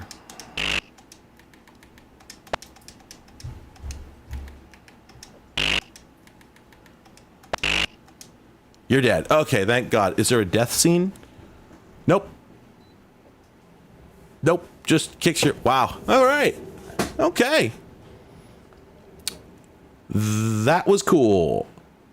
That was really, really cool. I'm glad I played that game. Okay. I am Eepy. I'm glad we found some good games today. I'm sorry for all the downtime due to technical issues. Thank you for your patience. And that's pretty much that. Yeah, like I'm a little curious about the game, but I have the feeling we've probably seen effectively the whole thing. It's just going to be that, more of the same, which is cool, but probably nothing that remarkable. So anyway, thanks everybody. I'm gonna take off. I am really tired. It was a good stream. Thank you all for showing up. Merry Christmas, Happy New Year, and thank you for enjoying today's video and today's stream. Have a good night.